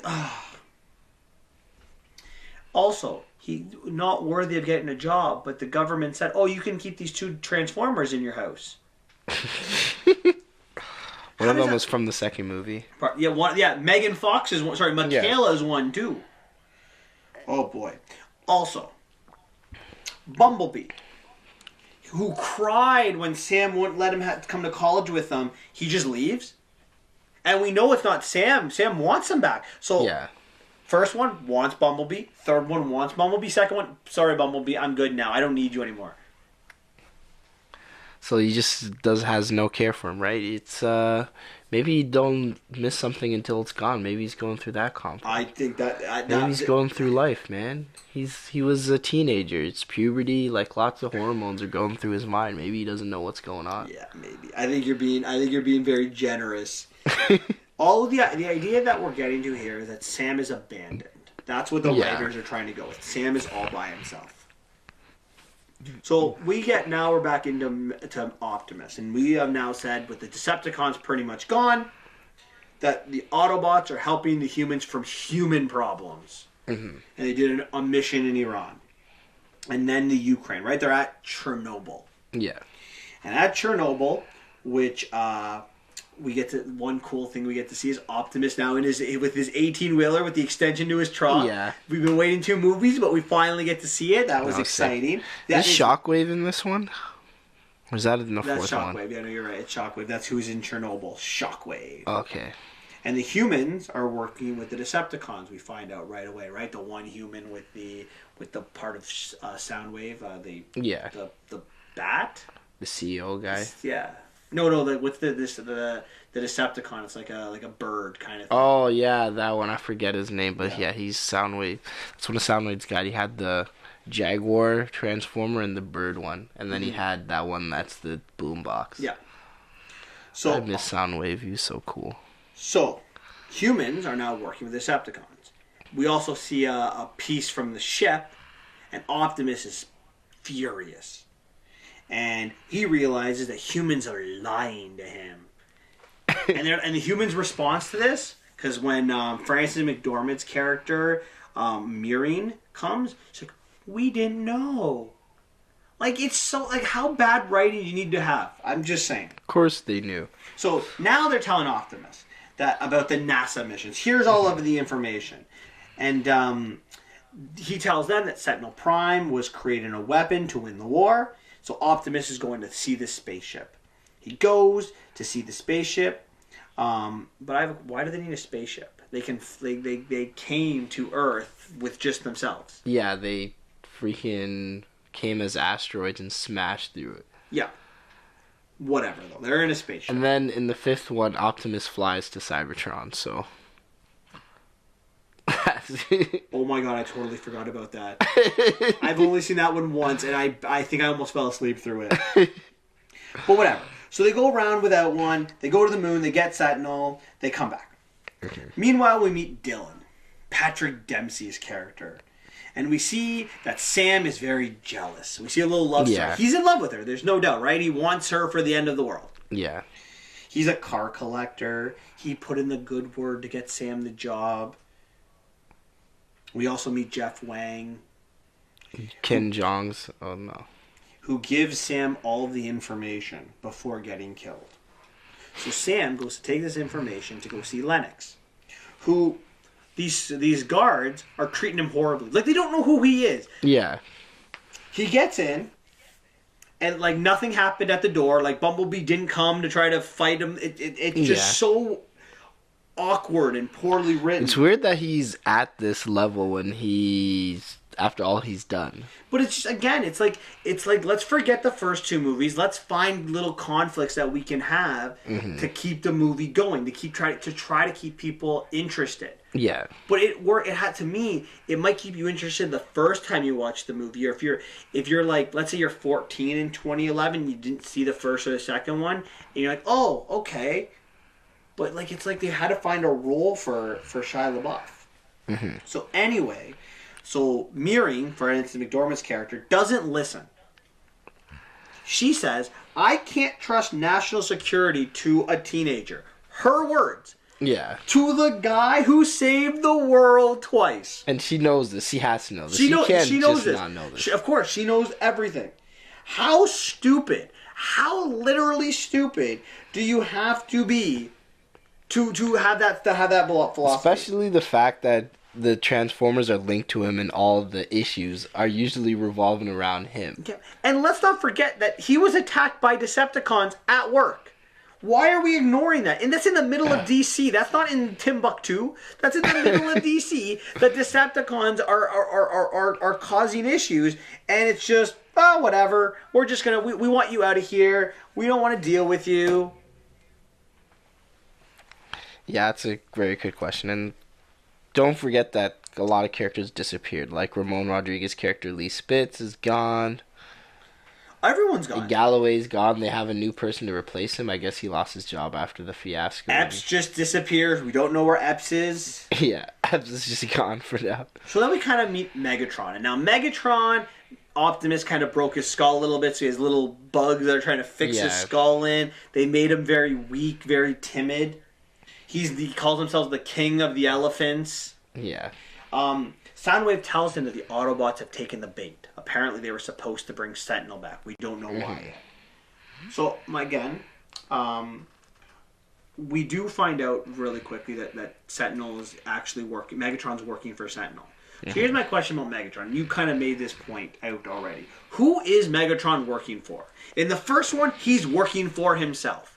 In the second one, he's working for the Fallen. In the third one, he's working for Sentinel. At all the same time. The continuity makes no sense. Who's he working for? Yeah, and can I just take this time to say that this is the worst depiction of Megatron I've ever seen. Megatron's one of my most favorite villains ever. This guy won't work for anybody. That's why when he does technically work for someone, he's not Megatron anymore. He's Galvatron.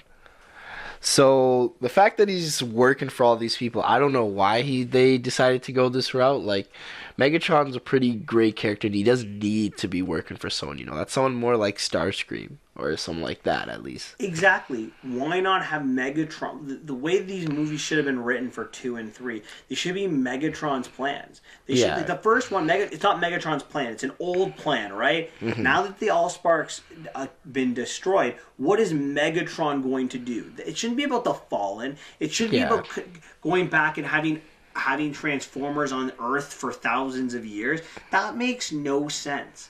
It doesn't work with the story that they were trying to create. Mm-hmm. And this number 3 made it even worse, and it's going to only get worse with the next 2 movies. Yeah. But this aspect is let Megatron be Megatron. And the failure to do that has thrown a lot of the hardcore Transformer fans to hate the movie. Yeah.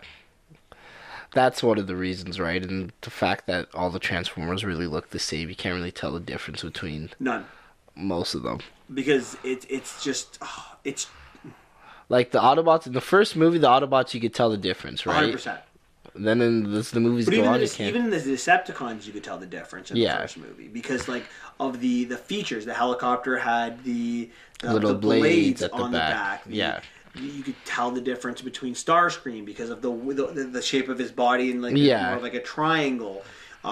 Devastator, right? They had elements of how they transformed, but in the second and the third movie, they just had them as their own like Cybertronic beings instead of actually Transformers. It's horrible. Which doesn't make total sense, but okay, it's your movie. You do what you want. So anyway, Simmons, we meet Simmons then because Sam, the Nest people don't listen to Sam, so he goes to Simmons, who is now a writer defending the Autobots because apparently there are people on the planets that think the Autobots should leave. So apparently the humans want them gone, which again we'll talk about that I think in a bit. But they not realize they saved humanity twice. Yeah. So everyone says he has an addiction, that he's delusional. I mean, his character was always out there in the first 2 movies, but I wouldn't call him he's an addict or he's delusional. Yeah. And if he was an addict, how would he even get into Sector 7? Good question. We also see Carly's selfishness. She doesn't want Sam to help. She's worried about Sam. If he doesn't do it, though, doesn't she realize the world does end? Yeah. So I think that Sam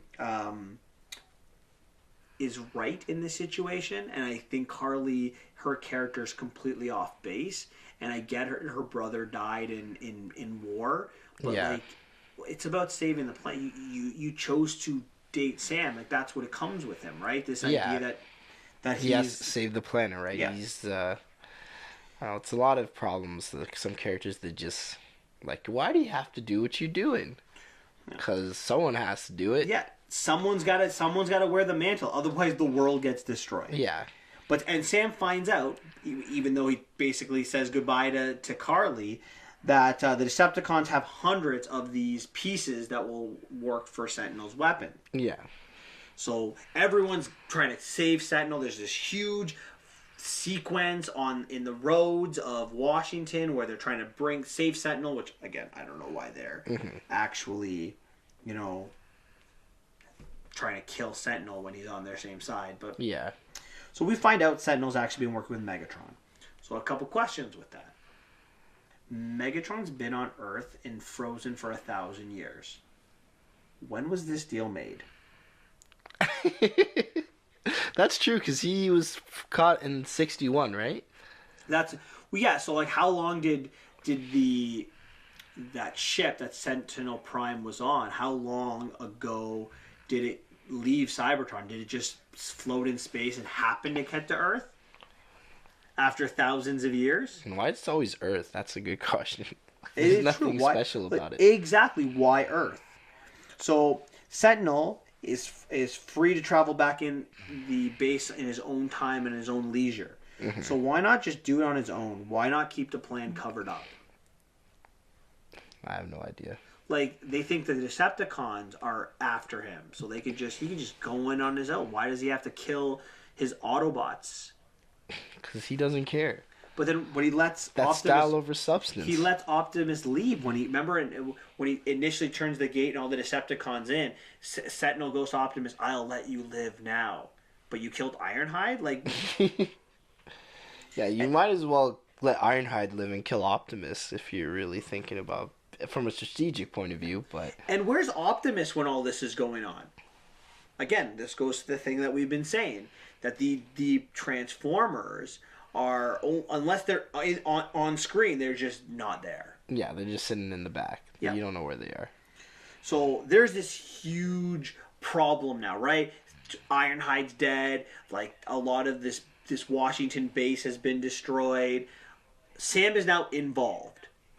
What does he do? He goes home. What's his reason? To go see Carly? I have no idea. Maybe he's upset. Maybe he's like, yeah, you know what? We're all dead. See you later. So his family pulls him into their trailer and has a family meeting. He tells his family that she's the one. Mm-hmm. Really? Wasn't Michaela the one? Yeah, he had a crush on her 2 years earlier. 2 years, and then next thing you know, they're just trying to make the plot go like a little bit of a love story on the side. You know, that's how the Transformers movies roll. Well, the Shia LaBeouf trilogy. Yes. So he runs to the party to where Dylan is to kind of tell her that he loves her and that like he's there for her. So he runs to this party in the middle of this huge crisis where the world could be coming to an end. Mm-hmm. He goes to talk to his girlfriend. We find out really quickly that Dylan has been working with the Decepticons the entire time. Yes.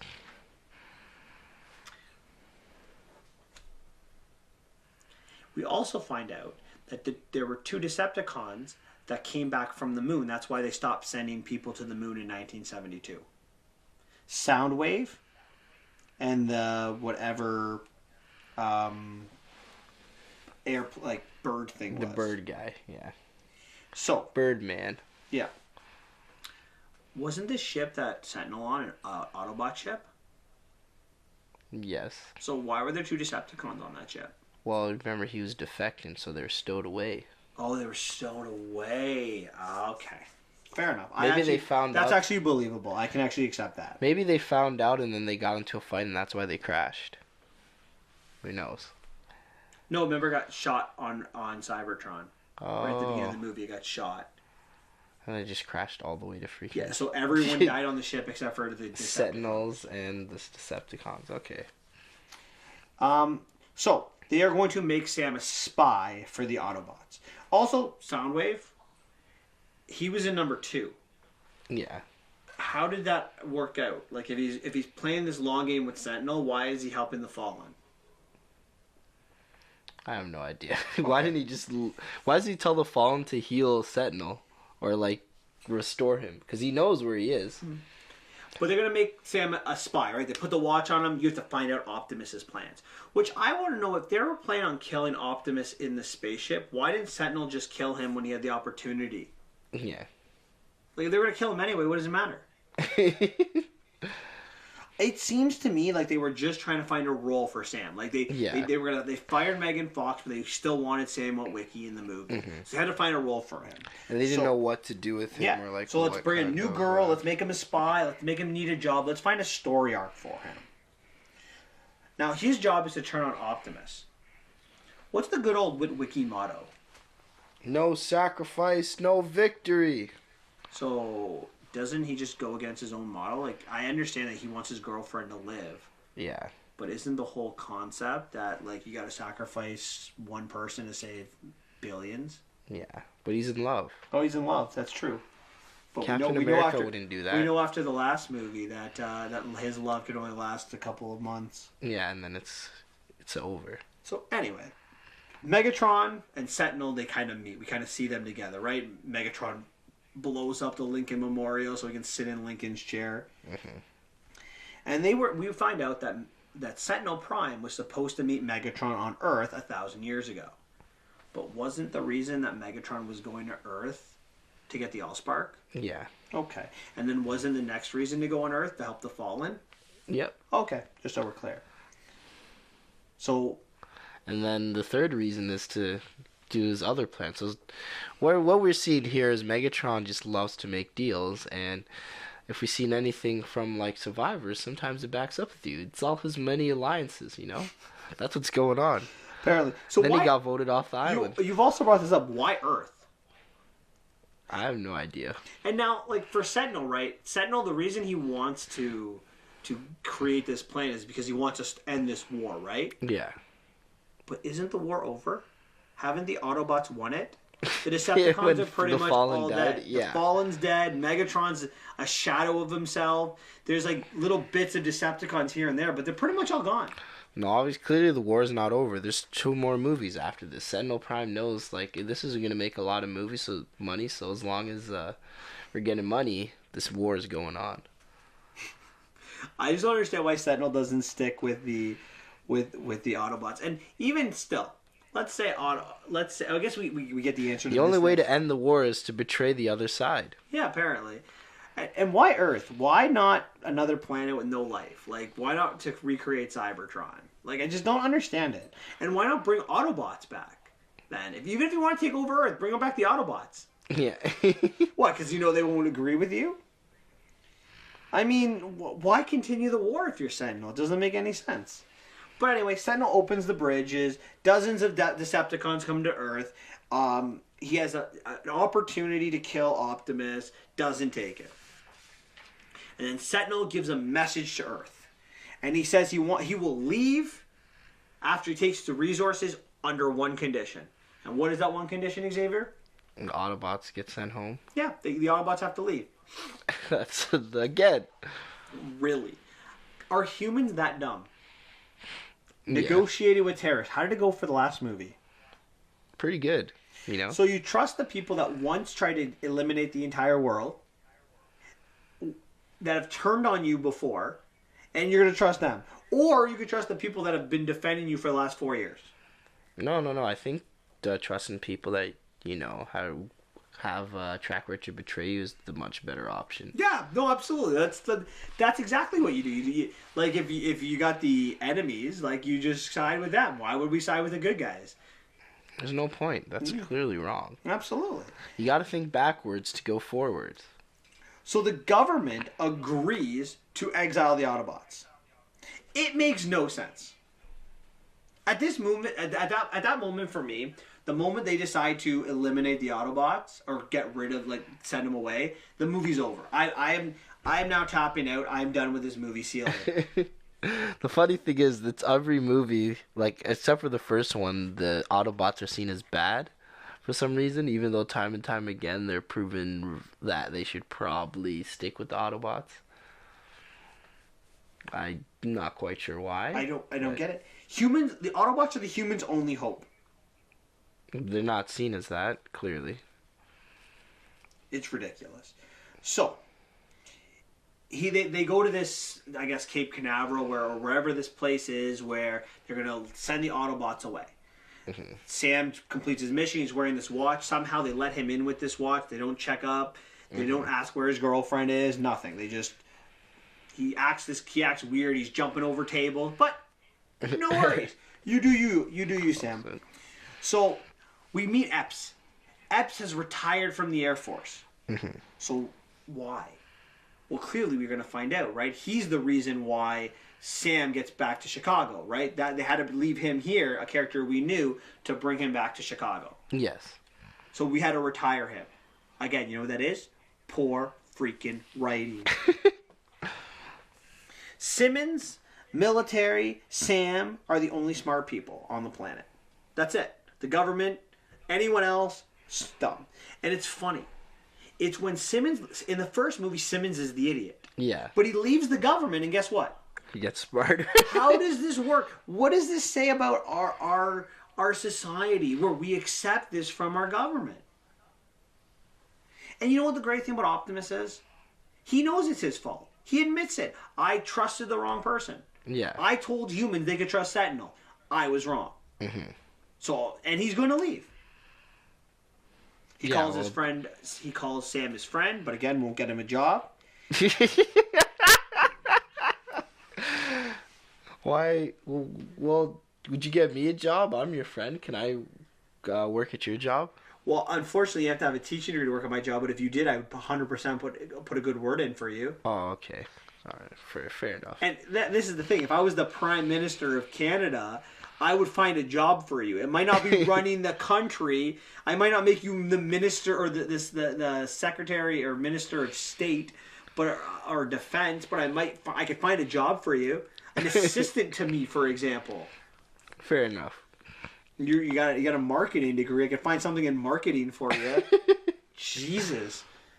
Anyways, Starscream destroys the ship as the Autobots leave. The Autobots are dead, and now the Decepticons can have their attack. They destroy the city of Chicago, and we find out that the reason it's Earth is because the Decepticons need a slave labor to help build Cybertron. theirs. Can I ask you this question? Why do they need a slave labor to recreate Cybertron? Yeah. Why, Mike? Have you seen their tech? Aren't they way ahead of us? In fact, all of our tech from the 20th century is built on is based on the Allspark. Yeah. So all of our tech is their tech. Who knows? Maybe they could just build slave. Why not? Oh no, the Allsparks just. Did you not see all the little cool, little robots that they can make? Why don't they just build them? No, they want to. The Allsparks gone, so they can't build new Transformers. Clearly, So once they have die, the bridge. They can go. Can't they just bring the Allspark back with the bridge? the bridge is a teleportation device. Yeah, can't they teleport the Allspark? The Allspark's destroyed. But they go back in time, right? They got all those Decepticons from the past. Oh yeah. So can't they just bring the Allspark back? Wow, that's a big plot hole. Woo! It's not the only one. Yeah. Also, the first Cybertron didn't have any humans. It worked out pretty good until the war. Well, yeah, they had technology. We don't have enough technology. That's why they can't build it for us. So Epps picks up a bunch of his ex-Nest guys on the way to Chicago. They get to Chicago. Where the hell's the army? They're scared. Where's the World Army? They're trying to bring drones in. Why not bring all of the tanks and planes and everything else the army has? The Navy. Hell, freaking nuke Chicago for all I care. They just were to do that in the Avengers. They were going to do that. But at least in that movie, the Avengers were helping. There was no one there in Chicago. And we know heat destroys them, extreme heat. Yeah. But no, let's kill the planet. I don't know who was smarter, the people of S.H.I.E.L.D. that were going to destroy New York, or the people in this movie who were just going to let the world be destroyed. They don't get what makes more sense. No, I don't. It's clearly the lack of faith in government is a big theme in here. Absolutely. Or maybe they just want to drive the plot forward. I don't think I think it's driving. I don't think I think it it's was both. on purpose. I think it's both. I think it is. It's a little bit of both. But anyway, so when Epps and his 30-ish guys come, they realize there's no way they can go in there. And then Optimus and the Autobots show up again because we knew that they weren't going anywhere. And Optimus his first line is, "Now your leaders will see." No, they won't, because they're going to turn on you in the next movie. Yeah. The next movie, they hunt you guys. Yeah, they're going to hunt you and kill you. But the Autobots are the noble ones that even though you kick them out, they're here to help you, even though they It's knew. like that big loyal puppy, Optimus still has faith in humanity, even though they murdered Ratchet, in cold blood. Yeah, it's even the next movie. Mm-hmm. So they go, the first, Optimus says we got to go in this with, we got to be stealth, right? We want to be surprised. So what's their first move? To go save Carly. Right in the heart of everything. Let's save them and let us be known. So Sam survives falling again off the plane from the top of the Trump Tower in Chicago. Wonderful, typical. On the top of the thing too. It wasn't even inside this time. But I want to talk about the battle. It's a 45-minute long battle. I found it boring. The sequences were boring. They were unrealistic, and just a couple of things that jumped out. We talked about jumping out of the planes for soldiers. Jumping out of the plane with Shia LaBeouf or Sam. We also talked about all the soldiers that kind of with their suits, they jump out of the plane and they kind of are trying to get down. Only like 5 survive. I felt that was pointless. The building that's It's like the Deadpool 2 scene. Oh my god! Yeah, pretty much, except for a couple more people. More than 2 people survive. The building collapsing scene, where they're like walking through the building, like sliding on the outside of the building. Yeah, that was lame. I found it very lame. Even Starscream's death sequence I found lame. Like Sam puts the glove on, shoots it at Starscream's eye. I can't see. I can't. And he throws him around for like 2 minutes. He's throwing him around. Yeah. Why wouldn't he has one eye. Why don't you throw him against the building and kill him? I don't know. Starscream's death was not justice. That was annoying. And I'm like, really? Sam killed Starscream? Like, I know he has an embarrassing death, but like, he's better than that. So Bumblebee comes and helps save Sam and Lennox from falling. He catches them. Yeah. And then they make a plan. And then, like, literally 30 seconds later, all the Autobots have been captured. Yeah. That part kills me. Is that the one where they have the old, like, military guy? That guy, yeah, the old guy gets executed. And then Bumblebee's about to get executed, but things fall from space, and Bumblebee then turns and kills everyone. Yeah. Why did they take prisoners? Why did they? If they were going to execute him anyway, why did they just take prisoners? Decepticons, they pick and choose when they want to kill, right? That's the. And the little 2 small Autobots, they're the old Decepticons that take over the ship and destroy it. Mm-hmm. Really? And then the ending. So Optimus goes, he fights Sentinel, and Megatron's crawling into a little ball in the corner. Yeah. And Carly comes over to him, and he walks them, and he basically she goats him into turning on Sentinel. I thought you were supposed to be Megatron. You're letting Sentinel run the show. I don't let Sentinel run the show. I'm in charge. It doesn't look like it. It looks like you're Sentinel's bitch. Uh-oh. No. And he goes and helps Optimus defeat Sentinel. Yeah. And then he goes to Optimus. It's better when it's just me against you. What would you be without me? And then Optimus with one arm just destroys Megatron. Just kills him. And then one-arm Optimus. Yeah, one-arm Optimus just beats He couldn't up. even beat him with 2 arms, but now he has 1 arm and can beat him. Ripped him apart. And then kill Sentinel. Movie's over. What did I just watch? This is honestly when this came out in 2013 or 2011. Sorry, this is one of the worst movies I think I've ever seen. It was up there. It was probably like the second or third worst movie I've seen. Yeah, I give it a 3. I give it a 3 out of 10. Like that. That's where I'm going with it. Yeah, another 3 for me. Another 3. Yeah. Okay, of your 2 3s, which one's worse? Probably this one. Why? Just I don't know. It kind of just started to get stale, and that's when Dark of the Moon's when I really noticed how bad the Transformers movies were, and then like everyone getting killed. The fact that they replaced Michaela for no reason, just like that's when the and now they replaced Sam for no reason. Yeah, they replaced Sam for no reason. Like where did Sam go? Sam was gone in the thing. He's just like not important anymore. They just replace characters and then bring Adam back and then replace them, and I'm just like, what is going on here? So there's no continuation with the characters. The only person that's still here is Lennox. Yeah, pretty much. Comes back in the 5th one. He's gone in the 4th and then comes back in the 5th. So 2 questions for you. The first is there a franchise that's worse than the Transformers? Like in terms of like with multiple movies? I don't know. Maybe the DC Universe might be. Well, the DC Universe, like I don't even know if I'd say that because like there's some good Batman movies, like Michael Keaton Batman. You got the Christian Bale Batman. I meant like this current DC. Okay, maybe that, but I mean, even with that, you can't look at those movies without thinking of the other Batman movies, right? Mm-hmm. Like I don't know, I have to look at Batman as a whole. I can't look at Batman. There's positives there. I can't I can't like Transformers is all Transformers, right? It's so consistent. I can't. I would still say Transformers is way worse in the DC universe. Okay. What about the X-Men universe?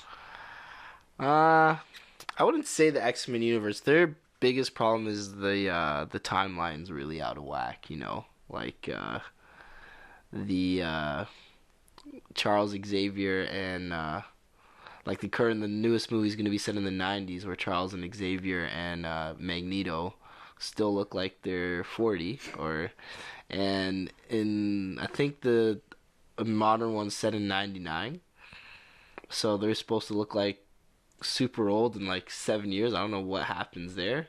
Maybe it was a lot of drugs and partying in the 90s, but yeah, they are.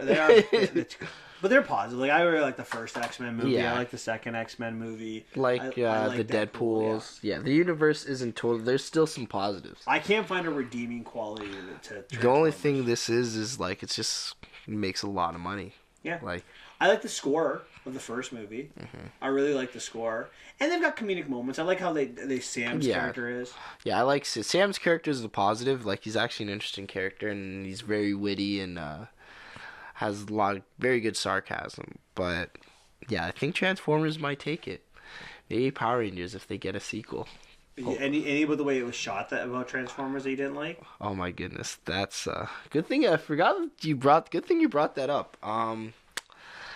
One of my issues with the way it's shot is the way it looks. It's always like there's some scenes where it's like shows them where he's standing. It shows you kind of underneath him, like it's some big epic. And the way it's filmed is like sometimes it's on the corner, like this. They're standing still, but they have it like on a corner, like it's on a slant. Then they have you built underneath, like over top. The lighting is weird. They're trying to make it like it's some big epic, but it kind of seems like it's shot like one big car commercial. There are just scenes where like I just think of like Rosie Huntington Whiteley, where she's just like standing there and like there's like just in the background everything's going. It's like stop, or like Megan Fox like screaming like dirty and Yeah. or Shia LaBeouf. I just don't see, like it's just I think it's horribly shot. Yeah, and on top of that, like there's the one scene where the professor, where Sam goes crazy. The professor, like when he's talking, it's shot where you see like you're kind of like underneath him, so like I don't know if you've seen those shots where like someone's taking a picture and you're like underneath and they're like on top like this, right? So it kind of makes you seem like, oh, this is way bigger than you. This is like this big sort of epic, big adventure. Try to like hype it up. So maybe it's the way it's hyped, kind of like makes you feel that way because some people makes you feel like less inadequate, maybe. I don't feel like Michael Bay and other franchises that he's done has done that. Like I feel like the Bad Boys or again Armageddon, I don't feel they're shot that way. Yeah, only this one I see this kind of shot. Like if you ever rewatch it, I know you probably won't do it for a couple of years, but if you're rewatching it, just pay attention to tapped out. Yeah, pay attention to how it's shot, like the way the angles are. It's very interesting. It's very weird from other movies. I'm like, no other movies really shot like the way that movie shot. And it kind of annoyed me, to be honest. It was a struggle to get through. Each of them are 2.5 hours. I would pass on them. I think it's the worst. I don't think there's redeeming qualities to the Transformer movies. And if we sat here and we watched 4 and 5 for you, Last Night and Age of Extinction, I think are the other two. Yeah. I think you would be like you would feel it very similar. Like they're rough. Very rough. One more question before we. Anything else you want to say before I finish my last question? Anything else about any of them, all of them, the two that we haven't talked about? No, we can save that for another time. So my last question is: Bumblebee is coming out in 2 weeks. What do you think the odds that it can be saved from the other Transformers that we've seen? Who knows? There's a different director. So, that's a positive. If they're...